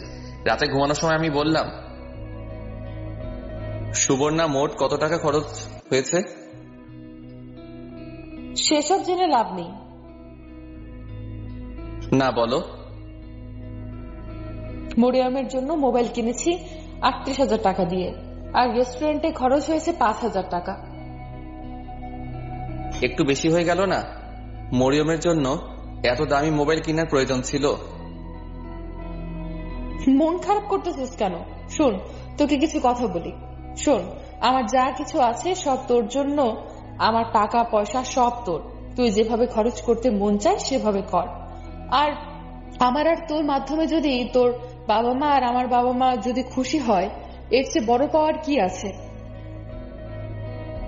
শোন, তুই আমার থেকে যা চাস আমি তোকে তাই দিব। তার বিনিময়ে শুধু তুই আমাকে তোর মনে একটু জায়গা দে, একটু ভালোবাসতে দে, যেটা নিয়ে আমি সারা জীবন চলতে পারি। আমি সুবর্ণাকে কাছে টেনে এনে নিজের বুকে শুয়ে দিয়ে বললাম, আমিও তোমার থেকে কিছু চাই না। আমি চাই সুখে দুঃখে কষ্টের সময় তোমাকে যেন আমার পাশে চাই। এর মনের ভিতর তুমি আছো, তুমি থাকবা। আমরা কবে বেবি নিব? আগে আমি উপার্জনের পথ বের করি, পরে তুমি চাকরি ছেড়ে দিবা। পরে তোমার কাজ হচ্ছে বেবির দেখাশোনা করা আর আমাকে ভালোবাসা। এখন কি তোকে ভালোবাসি না? সুবর্ণা কি যেন বলবা বলছিলা? 2 সপ্তাহ পর আমাদের ব্যাংক থেকে একটা ট্যুর হচ্ছে, সেখানে 2 থেকে 3 জন যাওয়া যাচ্ছে। সঠিক তারিখ বলো। সুবর্ণা তারিখ বললে আমি বললাম, আমার যাওয়া হবে না। কেন? কারণ ওই দিন আমাদের টুর্নামেন্টের ফাইনাল খেলা, আর আমাদের টিম ফাইনালে উঠেছে। খেলা রেখে ঘুরতে যাওয়া কোনোভাবেই সম্ভব নয়, আর এটা ফাইনাল খেলা, কোনোভাবেই মিস করা যাবে না। সুবর্ণার মনটা খারাপ হয়ে গেল। সেখানে গেলে আলাদা একটা স্যালারি দিবে। আচ্ছা দেখি স্বামীর সাথে কথা বলে, স্বামী কি বলে। দেখ, তোরে ছাড়া ট্যুর আমার পানি, তার চেয়ে ভালো না যাওয়া। ওকে দেখি, স্বামীর সাথে কথা বলে এখন হাসি দাও আর লাইট বন্ধ করে আসো। সুবর্ণা গিয়ে লাইট বন্ধ করে এসে আমার পাশে শুয়ে পড়ল এবং আমাকে জড়িয়ে ধরে বলল, সামনের সপ্তাহ মনে হয় তোর আব্বা আম্মা নতুন ফ্ল্যাটে চলে যাবে। কেন আমরা যাব না? না, আমরা এই ফ্ল্যাটে থাকবো দুজনে, ভাড়া আমি দিব, পরে কোনো এক সময় না হয় চলে যাব। তোমার শুধু অপচয়। এখন ঘুমা, আমাকে একটা চুমু দিয়ে। আমি সুবর্ণাকে চুমু দিয়ে ঘুমিয়ে গেলাম। এভাবে আস্তে আস্তে সুবর্ণা ভ্রমণের দিন চলে আসলো। আমি যেতে পারবো না, কারণ ফাইনাল খেলা। স্বামী বলছে কোনোভাবেই মিস করা যাবে না, তাই সুবর্ণার সাথে মরিয়মকে পাঠাবো ঠিক করলাম। কিন্তু সুবর্ণা বলল তার ছোট বোনকে সাথে নিবে। আবার ভাবলাম এত দূরে একা দেওয়া ঠিক হবে কিনা, কিন্তু সে বলল খুব জরুরি, তাই ভাবলাম যাক। যেদিন রাতে ওরা যাবে পরদিন আমাদের ফাইনাল খেলা, আমার জন্য কি আর ফাইনাল খেলার ডেট পিছনে দিবে? আর এদিকে মরিয়ম আব্বা আম্মা নতুন ফ্ল্যাটে চলে গেল। ও চলে গেলে আমি একা হয়ে যাব। দূর একদিন কি হবে, এই কয়দিন তাকেও বেশি পাশে পাই নাই, কারণ তার ব্যাংকে খুব কাজ গেছে। সুবর্ণা যেদিন যাবে সেদিন দুপুরে আমার জন্য রান্না করছে। 2 দিন খাওয়ার জন্য আমি না করছি, বলছি বাইরে থেকে খেয়ে নিব। ও বলে শুধু শুধু বাইরে খেয়ে পেটের 12টা বাজাতে চাস? যাই হোক, আমি রান্নাঘরে গেলাম, গিয়ে বললাম, কেন শুধু শুধু রান্না করছো আর তোমার সুন্দরী মুখটা লাল হয়ে যাচ্ছে? যা তো, এখন আমাকে রান্না করতে দে। ওকে, রান্না করে আসো। আমি ঘরে গিয়ে গোসল করলাম, গোসল করে শুয়ে রইলাম। একটু পরে সুবর্ণা আসলো। সে এসে গোসলখানায় ঢুকলো, গোসল করে বের হলো, একটা প্লাজো পরলো আর একটা কামিজ। আমি অবাক হয়ে তার রূপ দেখতে লাগলাম। একটু পর মাঠে যাব প্র্যাকটিস করতে। না গেলে হয় না?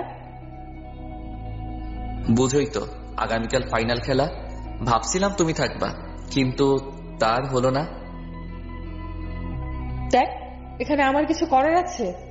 আমার জন্য কি? তারা কি ডেট পিছিয়ে দিবে? তুই বললে না যাই? না থাক, যাও। গিয়ে কিন্তু পানিতে নামবে না আর বেশি দূরে যাবে না। এখন বল শুধু, আমি আর তুই কবে ট্যুরে যাব? তুমি বলো। দেখি ব্যাংক থেকে কবে ছুটি পাওয়া যায়। তোমার বুকে ওড়না দাও না কেন? না, ওড়না দিব না। দাও, আমার চোখ শুধু তোমার ওই দুটোর দিকে যাচ্ছে। প্লিজ ওড়না দাও। দেখ, ভালো করে দেখ, এসব তো শুধু তোর। না, ওড়না দাও, আমার লজ্জা করছে। কি আজব, আমি তোর বউ, তুই যেটা করতে মন চাই কর। দূর, এখন না। কয়টায় বের হবা? 11টার সময় বাস ছাড়বে, 10টার সময় ব্যাংকে থাকতে হবে। তুই আমাকে বাসে দিয়ে আসবি। ওকে, কোনো মেকআপ করতে পারবে না আর বোরকা ছাড়া বের হবে না। ওকে। সুবর্ণা উঠে আমার কাছে আসলো, এসে আমার পাশে শুয়ে পড়ল। যার আগে তোকে একটু মন মতো জড়িয়ে ধরে নেই। এই বলে সুবর্ণা আমাকে জড়িয়ে ধরলো আর একটা পা আমার উপর তুলে দিল। তার প্লাজো হাঁটু অব্দি উঠে গেল। আস্তে আস্তে সে আমার উপরে উঠে গেল আর আমাকে উড়াধরা কিস করতে লাগলো। আমিও কিসের রেসপন্স দিতে লাগলাম। আমি একটা হাত তার কাবিজের ভিতর ঢুকিয়ে দিলাম। সে আমার মাথা ধরে ইচ্ছে মতো কিস করতে লাগলো যাতে আমি ছুটতে না পারি। অনেকক্ষণ এভাবে চললো। এমন সময় আসরের আজান দিল, আমাদের হুঁশ ফিরল। সুবর্ণা কিস ছেড়ে আমার উপর শুয়ে পড়ল। আমার ছোট ছোট চাপদারিতে নিজের গাল ঘষাতে লাগলো। কি হলো, এবার ছাড়ো। না, মন চাচ্ছে আজকে সারা দিন রাত তোর সাথে এভাবে শুয়ে থাকতে। এই বলে সে আবার কিস শুরু করলো। এবার ঠোঁটে, মুখে, নাকে, কপালে, গলায় সারা মুখ চুমুতে ভরিয়ে দিল। আমি দেখতেছি সুবর্ণা ছাড়বে না, তাই আমি তাকে কোলে তুলে নিলাম। সে আমার গলায় ধরে তখনও আমাকে কিস করে চলেছে। আমি কোলে করে দরজার সামনে নিয়ে আসলাম। এসে তাকে কোল থেকে নামিয়ে দরজা খুলে বাইরে বেরিয়ে আসলাম। ছিড়ে পালাচ্ছিস কেন? আসতেছি। আমি মাঠে এসে প্র্যাকটিস করে সন্ধ্যার দিকে বাড়িতে আসলাম। এসে দেখি মরিয়ম আর সুবর্ণার বোন রেডি হয়ে বসে আছে। আমি রুমে গিয়ে ফ্রেশ হয়ে নিলাম। সুবর্ণাও রেডি হলো। সুবর্ণা বলল, দেখ তো কেমন লাগছে। খুব সুন্দরী। আমার একটুও ভালো লাগছে না, কেমন জানি ভয় করছে। ভয় কি আছে, আমি তো আছি। তুই কি আমার সাথে যাবি? না, তবে ফোনে কথা বলবে। ওকে। শোন, এখন বের হয়ে যেতে হবে। অফিসে মিটিং আছে একটা। মিটিং শেষ করে পরে বাসে উঠতে হবে। ওকে, চলো বের হই। আর রান্না বান্না করা আছে, ফ্রিজে রাখা আছে, বের করে গরম করে খেয়ে নিস। ওকে। তোর জন্য কি আনবো? আমার জন্য কিছু আনা লাগবে না। আমি শুধু চাই তুমি আবার আমার কাছে ফিরে আসো। এই শোন না, শেষমেশ একটা কিস দিয়ে দে। ওকে। আমি সুবর্ণাকে কাছে এনে তার ঠোঁটে কিস বসালাম। কিছুক্ষণ পর ছাড়লাম। সুবর্ণা বলল, মন চাচ্ছে না তোকে ছেড়ে চলে যেতে। তোকে ছাড়া কি করে থাকবো? আরে একদিন তো দেখবে চলে যাবে। চল রেডি হয়ে নে। আমি রেডি। চল তাহলে বের হই। আমরা রিক্সা দিয়ে প্রথমে ব্যাংকে আসলাম। রিক্সায় আমি আর সুবর্ণা একসাথে বসলাম। সুবর্ণা সারাক্ষণ আমার হাত শক্ত করে ধরে রাখলো। বিদায় নেওয়ার সময় সুবর্ণার চোখের কোণে পানি দেখলাম। ও আমাকে একদিন ছাড়া থাকতে কত ভয় পাচ্ছে। যদি আমি সারা জীবনের জন্য চলে যাই তখন কি করবে? আসলে বাস্তবতা তার উল্টা। আমরা সবাই জানি কারো জন্য কোনো কিছু থেমে থাকে না। যাই হোক, তাকে বিদায় দিয়ে বাড়িতে আসলাম। ভাবলাম এখন ইচ্ছা মতো সিগারেট খেতে পারবো, তাই বাড়িতে এক প্যাকেট বেনসন নিয়ে নিলাম। বাড়িতে এসে মনের ইচ্ছা মতো সিগারেট টানতে লাগলাম। এমন সময় সুবর্ণা ভিডিও কল দিল। আমি ফোন ধরলাম। কি রে, খেয়েছিস? না। এখন কি করস? আমি সিগারেট দেখালাম। আমি জানতাম আমি গেলে তুই ইচ্ছে মতো সিগারেট খাবি। এই, তুই শেষবারের মতো সিগারেট খেয়ে নে। আর কোনো দিন যদি দেখি তোর খবর আছে। ওকে, শেষবারের মতো খেয়ে নেই। ওরা কোথায়? ওরা দুজনে এক সিট দিয়েছে আর আমি বসছি আরেকজনের সাথে। দেখি কে সে। সুবর্ণা ক্যামেরা ঘুরিয়ে দেখালো। পাশে আরেকজন মেয়ে। আমি বললাম, তার কাছে মোবাইলটা দাও তো। কি বললি? তুমি দাও। সুবর্ণা মোবাইল দিল। আমি বললাম, আপু, আপনি তো সুবর্ণাকে চিনেন, আমি ওর হাজবেন্ড। প্লিজ আপু, তাকে একটু দেখে রাখবেন, সে যেন একা একা কোথাও না যায়। আরে আমি ওকে কি দেখবো, ওর খেয়াল রাখার জন্য তো বসই আছে। কি বললেন আপু? ওকে, আমি কোথাও যাব না, আর ভালো করে খাওয়া দাওয়া করিস। এখন রাখি। আরে আমার কথা শোনো। এই বলে সুবর্ণা ফোন কেটে দিল। আমি ওই মেয়েটার কথা স্পষ্ট শুনতে পেয়েছি। আমি ভাবছিলাম সুবর্ণা আগের মতো কি এখনো বসের সাথে কথা বলে। আগে ভাবছিলাম আমি তাকে ইগনোর করাতে সে বসের সাথে টাইম পাস করে, কিন্তু তারপর থেকে তো আমি তাকে আর ইগনোর করিনি। সুবর্ণা কি ইচ্ছে করে বসের সাথে আলাপ করে আমার যেদিন ফাইনাল খেলা সেদিন তাদের ট্যুর দিল, যাতে আমি না যেতে পারি আর তারা মনের মতো আনন্দ করতে পারে। কিন্তু সুবর্ণার আচার আচরণে তো সেরকম কিছু বোঝার উপায় নেই। তাহলে কি সুবর্ণা আমাকে ধোঁকা দিল? আমি বিশ্বাস করতে পারছি না। ভাবলাম এখন তাকে এসব বলে রাগারাগি করে লাভ নেই, পরে ওইখানে গিয়ে কোনো অঘটন ঘটাতে পারে। তার চেয়ে ভালো সে বাড়িতে আসুক, তারপর তাকে ঠান্ডা মাথায় জিজ্ঞেস করব। আমি আরেকটা সিগারেট খেলে মাথাটা একটু টেনশন মুক্ত হলো। পরে ঘুমিয়ে গেলাম। পরদিন সকালে সুবর্ণার সাথে একটু কথা বললাম। বিকেলের দিকে ফাইনাল খেলা হলো, যেখানে আমাদের পারফরমেন্স অনেক ভালো হলো, যার কারণে আমরা ম্যাচটা জিতে যাই 2-1 গোলে। সন্ধ্যার পরে শুয়ে মোবাইল টিপতেছিলাম। আমাদের জিতার কয়েকটি ছবি সুবর্ণাকে হোয়াটসঅ্যাপে দিলাম। সুবর্ণাকে বুঝতে দিলাম না আমার মনের কথা। ভাবলাম ফেসবুকে কয়েকটি ছবি আপলোড দেই। ফেসবুকে ঢুকে টাইমলাইন চেক করছিলাম। একটা পোস্টের উপর আমার চোখ আটকে যায়। দেখি সুবর্ণা আর তার বস একসাথে ছবি তুলে ফেসবুকে পোস্ট করেছে। আইডি চেক করে দেখি তার বসের আইডি। আমার কলিজায় গিয়ে আঘাত লাগলো। এটা আমি কি দেখছি? আমার কেন জানি বিশ্বাস হচ্ছে না। সুবর্ণা এমন কাজ কি করে করতে পারলো? কেন জানি অনিচ্ছা সত্ত্বেও চোখ দিয়ে পানি বের হচ্ছে। এখন তাকে কিছু বলবো না, সে ঠিক মতো বাড়িতে আসুক, পরে না হয় এটার ফয়সালা করব। পরদিন রাতে সে আসলো। আমি দরজা খুলে দিলাম। আসলে আমি আবার ঘুমিয়ে গেলাম। সুবর্ণা তার পাশের মেয়েটার প্রতি প্রচন্ড রাগ হচ্ছে। সাকিবের ফোন কেটে দিয়ে সুবর্ণা বলল,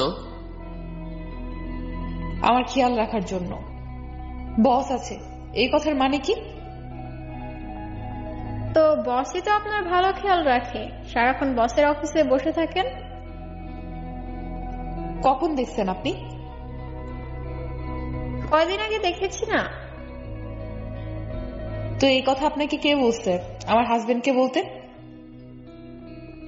বোকা পাইয়া সুন্দর একটা ছেলেকে বিয়ে করে ফেলেছেন, তার সত্য কথা জানা উচিত না? চুপ!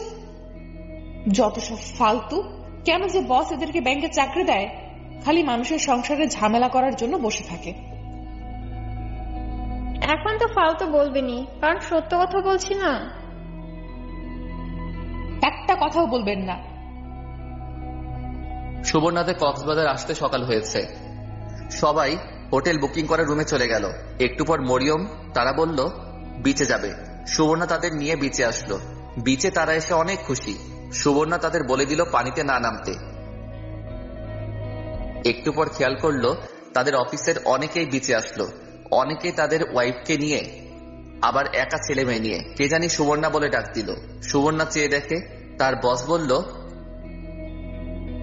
তোমার জামাই কোথায়? সে আসেনি। এমন একটা ট্যুরে তোমাকে সে একা আসতে দিল? স্যার, ও একটা টুর্নামেন্টের ফাইনাল খেলা আছে, সেজন্য আসেনি। সে তোমার হাজবেন্ড হয়, তার কাছে খেলা বড় নাকি তুমি বড়? তার আসা উচিত ছিল। আমার মনে হয় সে তোমাকে ভালোবাসে না। দেখো, সে এখনো ছোট, সে এখনো তোমার গুরুত্ব বোঝে না। প্রয়োজন ফুরিয়ে গেলে তোমাকে ছুঁড়ে ফেলে দিবে। না স্যার, ও এমন না। চলো এদিকটাই যাই। চলো একটা ছবি তুলি। বস বলাতে সুবর্ণা না করতে পারল না। বস ছবি তুললো তার মোবাইল দিয়ে। আমি তোমাকে কিছু বলতে চাই। জি স্যার, বলেন। দেখো, তোমার পিচ্চি হাজবেন্ড তোমাকে না ভালোবাসে না তোমাকে কেয়ার করে। প্রয়োজন শেষে তোমাকে ছেড়ে অন্য কোনো মেয়ের সাথে দেখবে চলে যাবে। তার চেয়ে ভালো সময় থাকতে সাবধান হও। স্যার বুঝলাম না। তার চেয়ে ভালো সময় থাকতে সাবধান হও। মানে যদি তুমি তোমার হাজবেন্ডকে ভালো না লাগে তাহলে আমি আছি, তুমি আমার কাছে আসতে পারো। বসের মুখ থেকে এমন কথা বের হবে সুবর্ণা কল্পনাও করেনি। কি নিচু মনের মানুষ, দেখতেছে আমার জামাই আছে তারপরেও কি বেহায়ের মতো প্রস্তাব দেয়। আর সাকিবকে ছাড়া সুবর্ণা কিছুই কল্পনা করতে পারে না। সাকিবই সুবর্ণার সব। সুবর্ণার চুপচাপ দেখে বস বলল, তোমাকে আমি চাপ দিচ্ছি না, আজকে ভালোভাবে চিন্তা করে আমাকে জানাও। ওকে, আমি যাই। এই বলে বস চলে গেল। সারাদিন এদিক সেদিক ঘুরে চলে গেল। পরদিন আবার বসের সাথে হোটেলে দেখা। বস বলল, তো সুবর্ণা, কি চিন্তা ভাবনা করলা? সুবর্ণা কোনো দ্বিধা ছাড়াই বলতে লাগলো, না স্যার, আমি তাকে ছাড়তে পারবো না। তাকে ছাড়া আমি কিছুই কল্পনা করতে পারি না। সাকিবের জন্য আমি সব দিয়ে দিব। সে যদি আমাকে ব্যবহার করে ফেলে দেয় তাহলে সেটা ভেবে নিব আমার কপাল ভালো না। বাঁচলে তার জন্য বাঁচবো, মরলে তার জন্যই মরবো। সাকিবকে আমি ভালোবাসি স্যার, তাকে ছাড়া আমি থাকতে পারবো না। Sorry sir. ভেবে চিনতে বলছো তো? জি স্যার, আমি তার স্ত্রী আর আমি তাকে খুব ভালোবাসি। এখন না বুঝলে সে কয়েকদিন পর সে ঠিকই বুঝবে। তোমার এই একটাই দোষ, তুমি মানুষকে অন্ধের মতো বিশ্বাস করো। নিলয়কে বিশ্বাস করেছিলে না? সে তোমাকে কি দিয়েছে? ওটা তোমার জীবন থেকে 5টি বছর কেড়ে নিল। বুঝবা একদিন, ঠিকই বুঝবা। না স্যার, সবাই তো আর নিলয়ের মতো না। আর আমি সাকিবকে অন্ধের মতোই বিশ্বাস করি। এই অন্ধকেই সে একদিন পথ দেখাবে। তুমি চাইলে আরো কয়েকদিন সময় নিতে পারো। না স্যার, আমার আর সময় লাগবে না। এটাই আমার ফাইনাল সিদ্ধান্ত। আশা করি এই বিষয়ে আমাকে আর বিরক্ত করবেন না। Are you sure? জি স্যার। ওকে। এই বলে বস চলে গেল। সুবর্ণা ভাবলো এই বস নিজের বউয়ের খেয়াল রাখতে পারে না, নিজের বউকে ডিভোর্স দিয়ে চলে যায়। এখন আসছে আমার খেয়াল রাখতে। যত সব ফালতু। রাতে তাদের বাস ছাড়ে। বাসায় আসতে আসতে অনেক রাত হলো। এসে দরজায় টোকা দিল। সাকিব দরজা খুলে দিল। সাকিব কিছু না বলে আবার ঘুমিয়ে গেল। সুবর্ণাও ফ্রেশ হয়ে সাকিবের পাশে শুয়ে পড়ল। সকালে ঘুম থেকে উঠে দেখি সুবর্ণা আমাকে জড়িয়ে ধরে দিব্যি ঘুমাচ্ছে। আমার তার মুখের দিকে তাকালাম। ভাবলাম নিষ্পাপ মুখ, মিথ্যা বলতে পারে না। ভাবলাম এখন ঘুমাক, পরে জিজ্ঞেস করব। আমি গিয়ে ফ্রেশ হয়ে নাস্তা রেডি করলাম। পরে সুবর্ণাকে ডাক দিলাম নাস্তা করতে। সুবর্ণা উঠে ফ্রেশ হয়ে নাস্তার টেবিলে আসলো। আমার শরীর তো রাগে গজগজ করতেছে। পর পুরুষের সঙ্গে রাত কাটিয়ে এসে আমার পাশে শুয়ে ঘুমালো। আর আমি তাকে নাস্তা বানিয়ে খাওয়াচ্ছি। আমার মুখের এমন অবস্থা দেখে সুবর্ণা বলল, কিরে, তুই মুখ এরকম গোমড়া করে রাখছিস কেন? চুপ, একদম চুপ। তুমি এক্ষুনি এই বাড়ি থেকে বের হয়ে যাও। তোমাকে আমার একটু প্রয়োজন নেই। আমি মোবাইল থেকে ছবি বের করে সুবর্ণাকে দেখালাম। তুই আমার কথা শোন। তোমার কথা আমি বিন্দু পরিমাণ বিশ্বাস করি না। আমি আগেও দেখছিলাম তোমার সাথে তোমার বসের খুব ভাব, কিন্তু আমি ভাবছিলাম সেটা আমার ব্যর্থতা। আমি তোমাকে ভালোবাসতে পারিনি। তখন ঠিক করেছিলাম তোমাকে আর কষ্ট দিব না। এরপর থেকে তুমিই বলো আমি তোমার কথার অবাধ্য হয়েছি। দেখ, বস যদি আমাকে ডেকে অফিসে বসিয়ে রাখে সেটাতে আমার কোনো দোষ আছে? আমি প্রচন্ড রাগ উঠে গেছে। রাগ উঠলে আমি কি বলি আমি নিজেই জানি না। এখন বস যদি বলে চলো রুম ডেটে যাই, তখনও বলবা বস বলছে না করতে পারি না। ছি ছি সুবর্ণা, ছি। আমি তোমাকে সত্যি ভালোবেসেছিলাম। আর কক্সবাজার গিয়ে তোমরা গিয়ে কি করছো আল্লাহই জানে। তোমার সাথে আমি এক মুহূর্ত থাকবো না। এক্ষুনি বাসা ছেড়ে চলে যাও। তুই মাথা ঠান্ডা কর, আমি তোকে ব্যাপারটা বুঝিয়ে বলছি। এখন কত কিছু বানিয়ে বলবা। আমি উঠে রুমে চলে আসলাম। এসে সিগারেট ধরাইলাম। সুবর্ণা আমার পাশে এসে বসলো আর বলল, একটা কথাও বিশ্বাস করি না আমি। সুবর্ণা আমাকে পিছন থেকে জড়িয়ে ধরলো, বলল, আমি তোকে সত্যি বলছি, আমি তোকে অনেক ভালোবাসি। তোকে ছাড়া আমি বাঁচবো না। আমি সুবর্ণাকে আমার শরীর থেকে ছাড়িয়ে নিলাম। বললাম, আমার শরীরে টাচ করবেন না। যত সব ফালতু কথা। তোমার প্রতি আমার ঘৃণা হচ্ছে। এতদিন আমি কার সাথে থাকলাম? আমার এখন মনে হচ্ছে এসব তোমার আর বসের পরিকল্পনা ছিল। ট্যুরের ডেট তোমরা আমার ফাইনাল খেলার দিন দিয়েছ,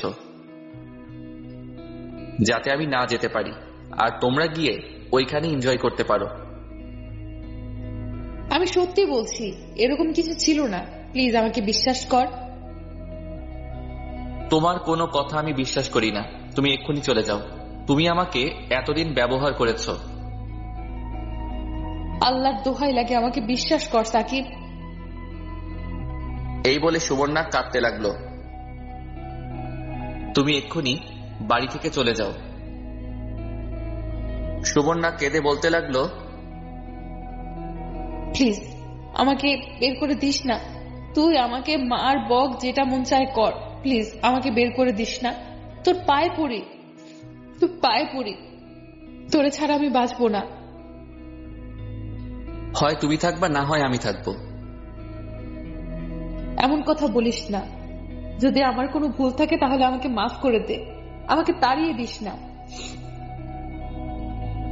সুবর্ণা কাঁদতে কাঁদতে কাশতে লাগলো আর বলল, তুই যেভাবে বলবি সেভাবেই চলবো। তুই বললে আমি চাকরি ছেড়ে দেব। এখন এত দরদ দেখানো লাগবে না। এখন আমার চোখের সামনে থেকে যাও। সুবর্ণা আমার চোখের সামনে থেকে চলে গেল। অন্য এক রুমে গিয়ে কাঁদতে লাগলো। আমি বাইরে যাব বললাম। আমি বাইরে যাচ্ছি, এসে যেন তোমাকে না দেখতে পাই। এই বলে আমি বাইরে চলে আসলাম। আমার এক মনে বলতেছে সুবর্ণা সত্যি বলছে, আরেক মনে বলছে মিথ্যা বলছে। কারণ আমি আগেও দেখেছি বসের সাথে সুবর্ণাকে। তারপরে ওই মেয়েটা বলল, তারপর আবার ফেসবুকে ছবি পোস্ট। যদি কিছুই না থেকে থাকে তাহলে তার বস শুধু শুধু কেন ছবি পোস্ট করবে? আর সে কেন তার বসের সাথে ছবি তুলবে? বস বললেই হলো? না, আমার মাথা কাজ করছে না। আমি কিভাবে যাচাই করব সুবর্ণা সত্যি বলছে? দূর, দেখি কি হয়। এখন আপাতত সুবর্ণাকে একটু চাপ দেই, দেখি সে সত্যি কথা বলেনি। আমি একটু পর বাসায় গেলাম, দেখি সুবর্ণা এখনো কেঁদেই চলেছে। আমি বললাম, না কেঁদে এক্ষুনি বাসা থেকে বের হও। আমি কোনো ভুল করিনি সাকিব, প্লিজ একটা বার বোঝার চেষ্টা কর। আচ্ছা, আমার মুখ মিথ্যা বলছে, কিন্তু আমার ঠোঁট তো মিথ্যা বলছে না। এই ঠোঁট দিয়ে কত তোকে কিস করেছি, সেসব কথা তোর একটুও মনে পড়ে না? আমি ভাবলাম সে তো ঠিকই বলছে, তাকে কত কিস করেছি। একটি বারও তো আমাকে ফিরিয়ে দিল না, উল্টা সে আমাকে কত কিস করছে। এগুলো করার সময় আর দ্বিধা কাজ করেনি। সে হয়তো সত্যি বলছে, কিন্তু আমার বিশ্বাস হচ্ছে না। না, আমাকে শিওর হতে হবে, পরে আবার কোনো বিপদ হবে। আমি বললাম, এখন কত উসিলা দিবা? আরেক পুরুষের সাথে রাত কাটিয়ে এখন এখানে এসে যুক্তি দাও? সাকিব, তুই নিজের চোখে দেখছ? না। তাহলে শুধু শুধু কেন তুই আমাকে মিথ্যা অপবাদ দিচ্ছিস? দেখো, আমি একেবারে বোকা না, একটু হলেও বুঝি। আচ্ছা, আমাকে কি মাফ করে দেওয়া যায় না?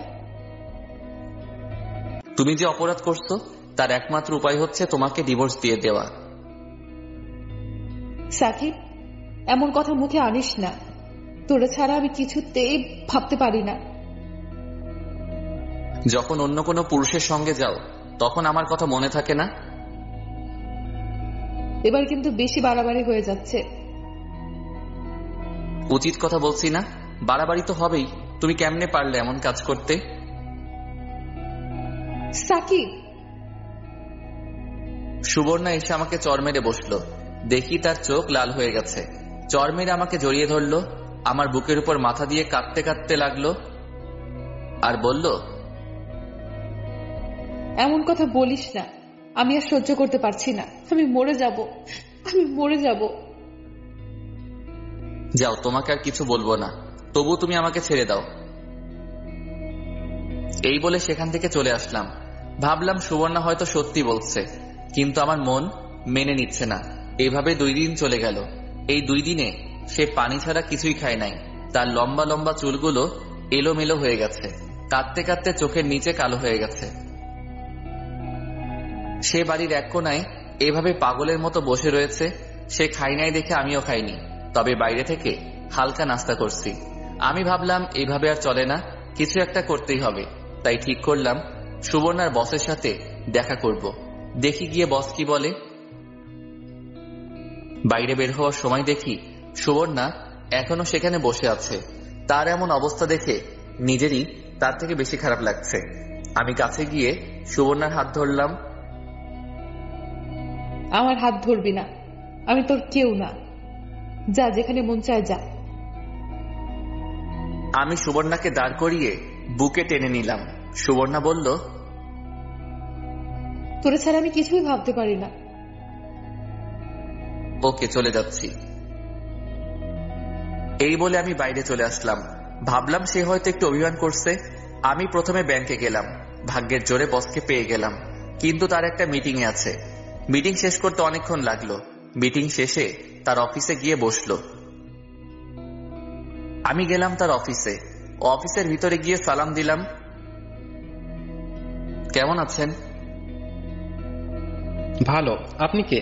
আপনাকে তো চিনলাম না। আমি সাকিব, আপনার ব্যাংকের কর্মচারী, সুবর্ণার হাজবেন্ড। ও মিস্টার সাকিব, বসেন বসেন। ধন্যবাদ। তো আপনাদের কেমন চলছে? জি ভাই, ভালো। ভাই, আপনাকে কিছু জিজ্ঞেস করার জন্য আসছি। বলেন। আমি ওই দিন ফেসবুকে দেখলাম আপনি আর সুবর্ণা ছবি তুলে ফেসবুকে একটা পোস্ট করেছেন। আপনি কারণটা জানতে পারি? আসলে ওইটা আমার ভুল ছিল, আর একদিন পর আমি ছবি ডিলিট করে দিয়েছি। আসলে ভাই, আপনার ওয়াইফকে আমার ভালো লাগতো, তাই তার কাছে প্রস্তাব দিয়েছিলাম, কিন্তু সে আমাকে না করে দিয়েছে। কি কি বলছে ভাই, একটু বলতে পারবেন? সুবর্ণা যা যা বলছিল ঠিক তাই বলল, আর শেষমেশ বলল, ভাই, আপনি অনেক লাকি, সুবর্ণার মতো একটা বউ পাইছেন। তাকে কষ্ট দেওয়া আপনার মোটেও ঠিক নয়। জি ভাই, তাহলে আমি যাই।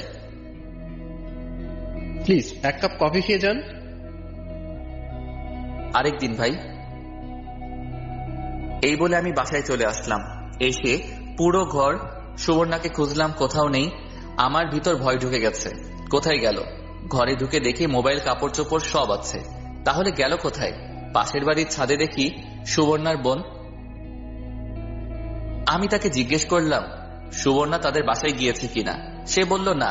তাহলে কি আমাদের বাসার ছাদে? যাই, ছাদে যাই। এমন সময় সুবর্ণা ঘরে ঢুকলো। আমার যেমন আত্মা ফিরে আসলো। সুবর্ণাকে দেখে বললাম, কোথায় গিয়েছিলা? তোরে বলতে যাব কেন? বলো না। না, বলবো না। সুবর্ণা আবার আগের জায়গায় গিয়ে চুপচাপ বসে রইল। তখন একেবারে পাগলির মতো লাগছিল। চুলগুলো এলোমেলো, ফোলা ফোলা গাল, নাকে দুল নেই, কানে নেই, হাতেও নাই, যেমন একেবারে বিধবা হয়ে গেছে। কোনায় বসে মাথা নিচু করে দিয়ে বসে রয়েছে। আমি দরজা লাগালাম, তার কাছে গেলাম, গিয়ে তার হাত ধরলাম। সুবর্ণা আমার হাত থেকে তার হাত ছুটিয়ে নিল। আমি তার দুই পা ধরে আর পিঠে ধরে পাজা কোলা করে কোলে তুলে নিলাম। সুবর্ণা আমাকে মারতে লাগলো আর বলতে লাগলো, ছাড় আমাকে কুত্তা, ছাড় আমাকে কুত্তা, তুই বেরিয়ে যাই বাসা থেকে। যাব না, এখন যা, তোর আর এই বাসায় জায়গা নেই। আমি সুবর্ণাকে আমার বিছানায় এনে ফেললাম। তখনও সে আমাকে মারতে লাগলো। আমি তার হাত দুইটা ধরে তার ঠোঁটে আমার ঠোঁট লাগিয়ে দিলাম, কিন্তু সে কোনো রেসপন্স করছে না। কিন্তু আমি করেই যাচ্ছি। একটু পর সে রেসপন্স করতে লাগলো। সুবর্ণা আমাকে একটু ছাড় দিচ্ছে না, প্রতিটা মুহূর্ত কাজে লাগাচ্ছে। সুবর্ণা এক সময় আমার গেঞ্জি খুলে ফেললো। আমি আগে তার কামিজ খুলে ফেলেছিলাম। আমি কিস করতে করতে একসময় তার ঘাড়ে, কানে কিস করতে লাগলাম। আমি আস্তে আস্তে নিচে নামলাম। যখন তার নাভিতে চুমু দিলাম, তখন সুবর্ণা চিৎকার দিয়ে উঠল। এইভাবে দীর্ঘ 1 ঘন্টা পর আমরা দুজন শান্ত হলাম। তখন সুবর্ণা আমার বুকের উপর শুয়ে রয়েছে, কারো শরীরে একটু কাপড় নেই। সুখে সুবর্ণার চোখ দিয়ে পানি বের হয়ে পড়ল। সেই সুখে সুবর্ণা এখন আমাকে কিস করে চলছে। আমি উঠে বাথরুমে যাব, সুবর্ণা বলল, কোথায় যাস? আমাকে নিয়ে যা। আমি সুবর্ণাকে কোলে করে বাথরুমে নিয়ে গেলাম। দুজন একসাথে গোসল করে বের হলাম। আমি বেলকনিতে বসে গল্পের বই পড়তেছি। একটু পর সুবর্ণা বলল, খেয়ে যা। আমি সুবর্ণার দিকে অবাক হয়ে তাকিয়ে রইলাম। দেখি সুবর্ণা শাড়ি পরেছে। শাড়ি পরলে তাকে যে এত সুন্দরী দেখাবে আগে জানতাম না। যদি আগে জানতাম তাহলে সারাক্ষণ শাড়ি পরিয়ে বসিয়ে রাখতাম। দুজনে একসাথে খাওয়া দাওয়া করলাম। সন্ধ্যার সময় বসে পড়তেছি, সুবর্ণা এসে বলল, আগামীকাল ব্যাংক খোলা। ব্যাংক খোলা যাবে, কিন্তু কিন্তু কি? বোরকা পরে মুখে মেকআপ দিয়ে সাধারণ মহিলার মতো যাইবা। আর যদি তোমার বস অকারণে তোমাকে ব্যাংকে বসিয়ে আজে বাজে কথা বলে তাহলে আমাকে বলবা। সুবর্ণা আমাকে পিছন থেকে জড়িয়ে ধরে বলল, তুই যেভাবে বলবি সেভাবেই যাব।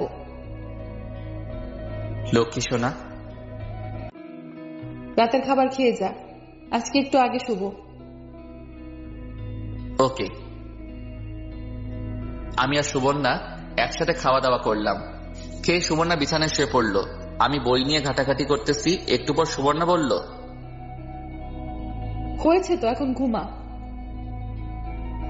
আমি লাইট বন্ধ করে সুবর্ণার পাশে শুয়ে পড়লাম। সুবর্ণা আমাকে জড়িয়ে ধরল। জড়িয়ে ধরে আমাকে কিস করা শুরু করলো। আমিও করতে থাকলাম। এইভাবে অনেকক্ষণ চলল। দুজন শান্ত হয়ে জড়িয়ে ধরে শুয়ে রইলাম।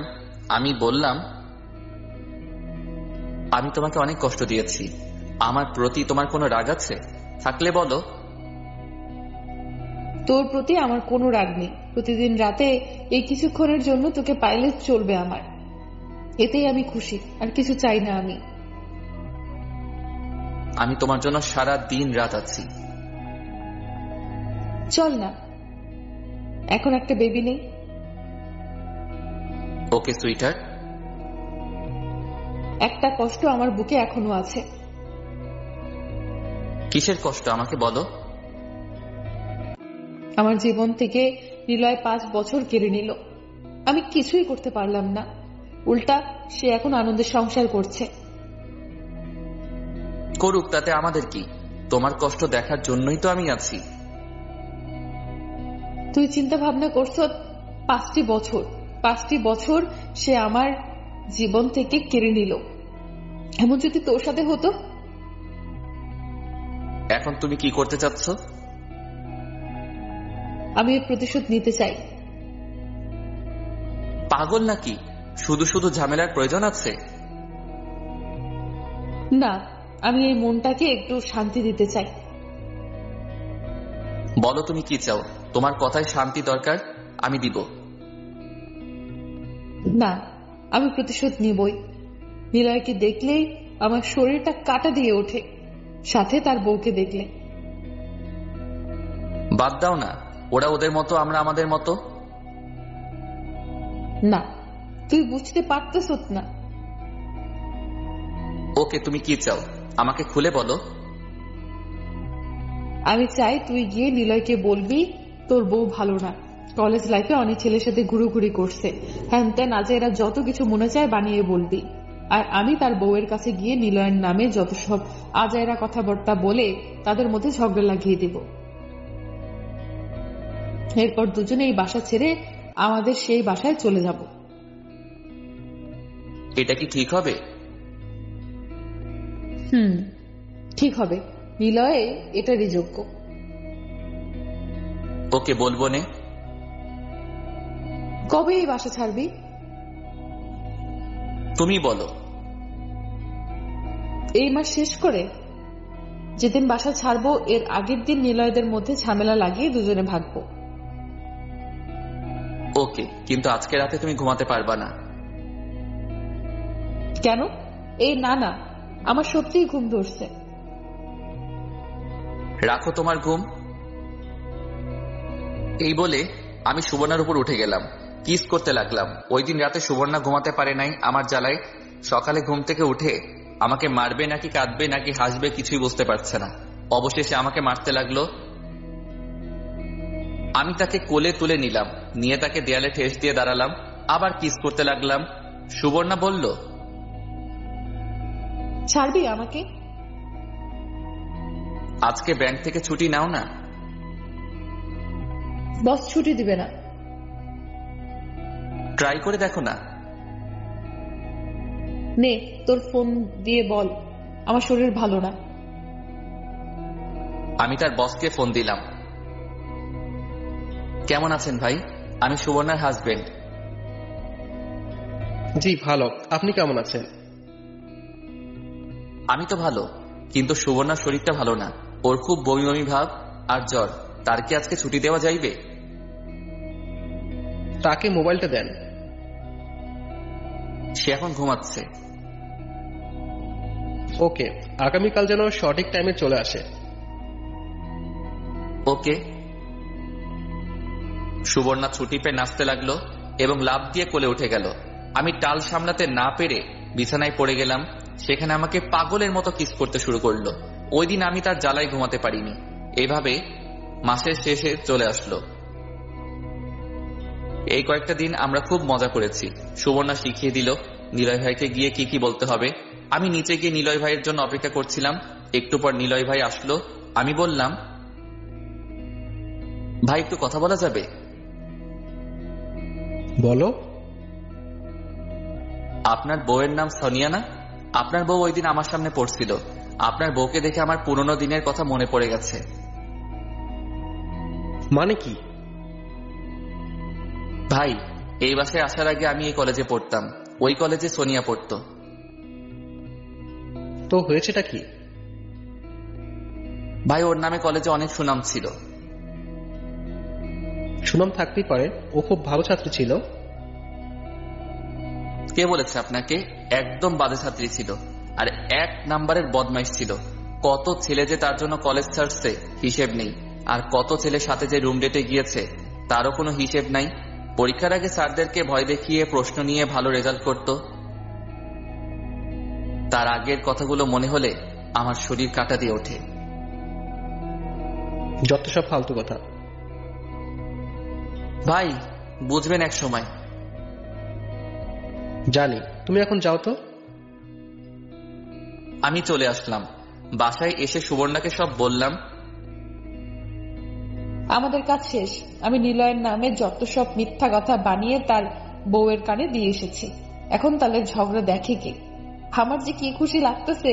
যদি তাদের ঝগড়াটা একটু শুনতে পারতাম তাহলে মনটা আরো শান্তি লাগতো। মনে হয় না নিলয় ভাই আমার কথা বিশ্বাস করছে। না করুক, কিন্তু সন্দেহ তো করবে। এখন আমাদের কাজ শুধু কেটে পড়া। সেটাই। সুবর্ণা বলল, পরদিন আমরা আমাদের বাসায় চলে আসলাম সবকিছু নিয়ে। এদিকে আমার পরীক্ষা শেষ হলো। এখন চাকরি ইন্টারভিউ দিতেছি। সুবর্ণাদের অফিসে বলে ঢুকানো যাবে না। 4টা মাস চাকরির জন্য ঘুরলাম। এই রেজাল্টে চাকরি হবে না। বাধ্য হয়ে হাল ছেড়ে দিলাম। এদিকে সুবর্ণার পেটে বাচ্চা চলে আসলো। পরে আমি আব্বার কাছ থেকে কিছু টাকা নিয়ে সুবর্ণা কিছু টাকা দিয়ে একটা ব্যবসা দেই, মোবাইলের দোকান। তখন সুবর্ণাকে বললাম চাকরি ছেড়ে দিতে। সুবর্ণা বলছিল আরো চাকরি করবে। আমি বললাম, তুমি এতদিন কষ্ট করছো, এখন বসে রেস্ট নাও আর আমাদের বেবিটার যত্ন নাও। সুবর্ণা আমার কথা শুনলো। কিছুদিন পর আমাদের একটা ছেলে হলো। তখন আমার খুশি দেখে কে? একটা জিনিস আমার কাছে অবাক লাগলো। এই একটা উপহার দেওয়ার জন্য সুবর্ণা কত কষ্ট করলো। নিলয় ভাইয়ের কাছ থেকে ধোকা খেয়ে আমার কাছে আসলো। আমাকে না জানিয়ে বিয়ে করলো। আমার কাছ থেকে কত কষ্ট পেল। তারপরেও সুবর্ণা চালিয়ে গেছে। মেয়েরা পারেও, এটা বলতে হবে। অনেকে বলে তাদের ধৈর্য শক্তি কম। স্বামীকে এই একটা উপহার দেওয়ার জন্য তারা কত কষ্ট সহ্য করে। আসলে আল্লাহ তাদের এমন ভাবে সৃষ্টি করেছে। হাসির বদলে আমার চোখ দিয়ে পানি চলে আসলো। কিছুদিন পর সুবর্ণা বলল, চল না একটা ট্যুর দেই। নাদিম একটু বড় হয়ে নিক, পরে যাব। আমার ছেলের নাম নাদিম। নাদিম বড় হতে হতে একটা বেবি চলে আসবে। পরে আর যাওয়া হবে না। চল না যাই। ওকে, দেখি। আজ সুবর্ণা 2 সন্তানের জননী। সবকিছু ঠিক, কিন্তু সমস্যা একটাই, 2 সন্তানের জননী হয়ে সুবর্ণা এখন আমাকে তুই করে বলে। গল্পটি ভালো লাগলে অবশ্যই লাইক, কমেন্ট, শেয়ার করুন। সম্পূর্ণ গল্পটা শোনার জন্য আপনাদের অনেক ধন্যবাদ। এরকম আরো রোমান্টিক গল্প শুনতে চ্যানেলটিকে সাবস্ক্রাইব করুন।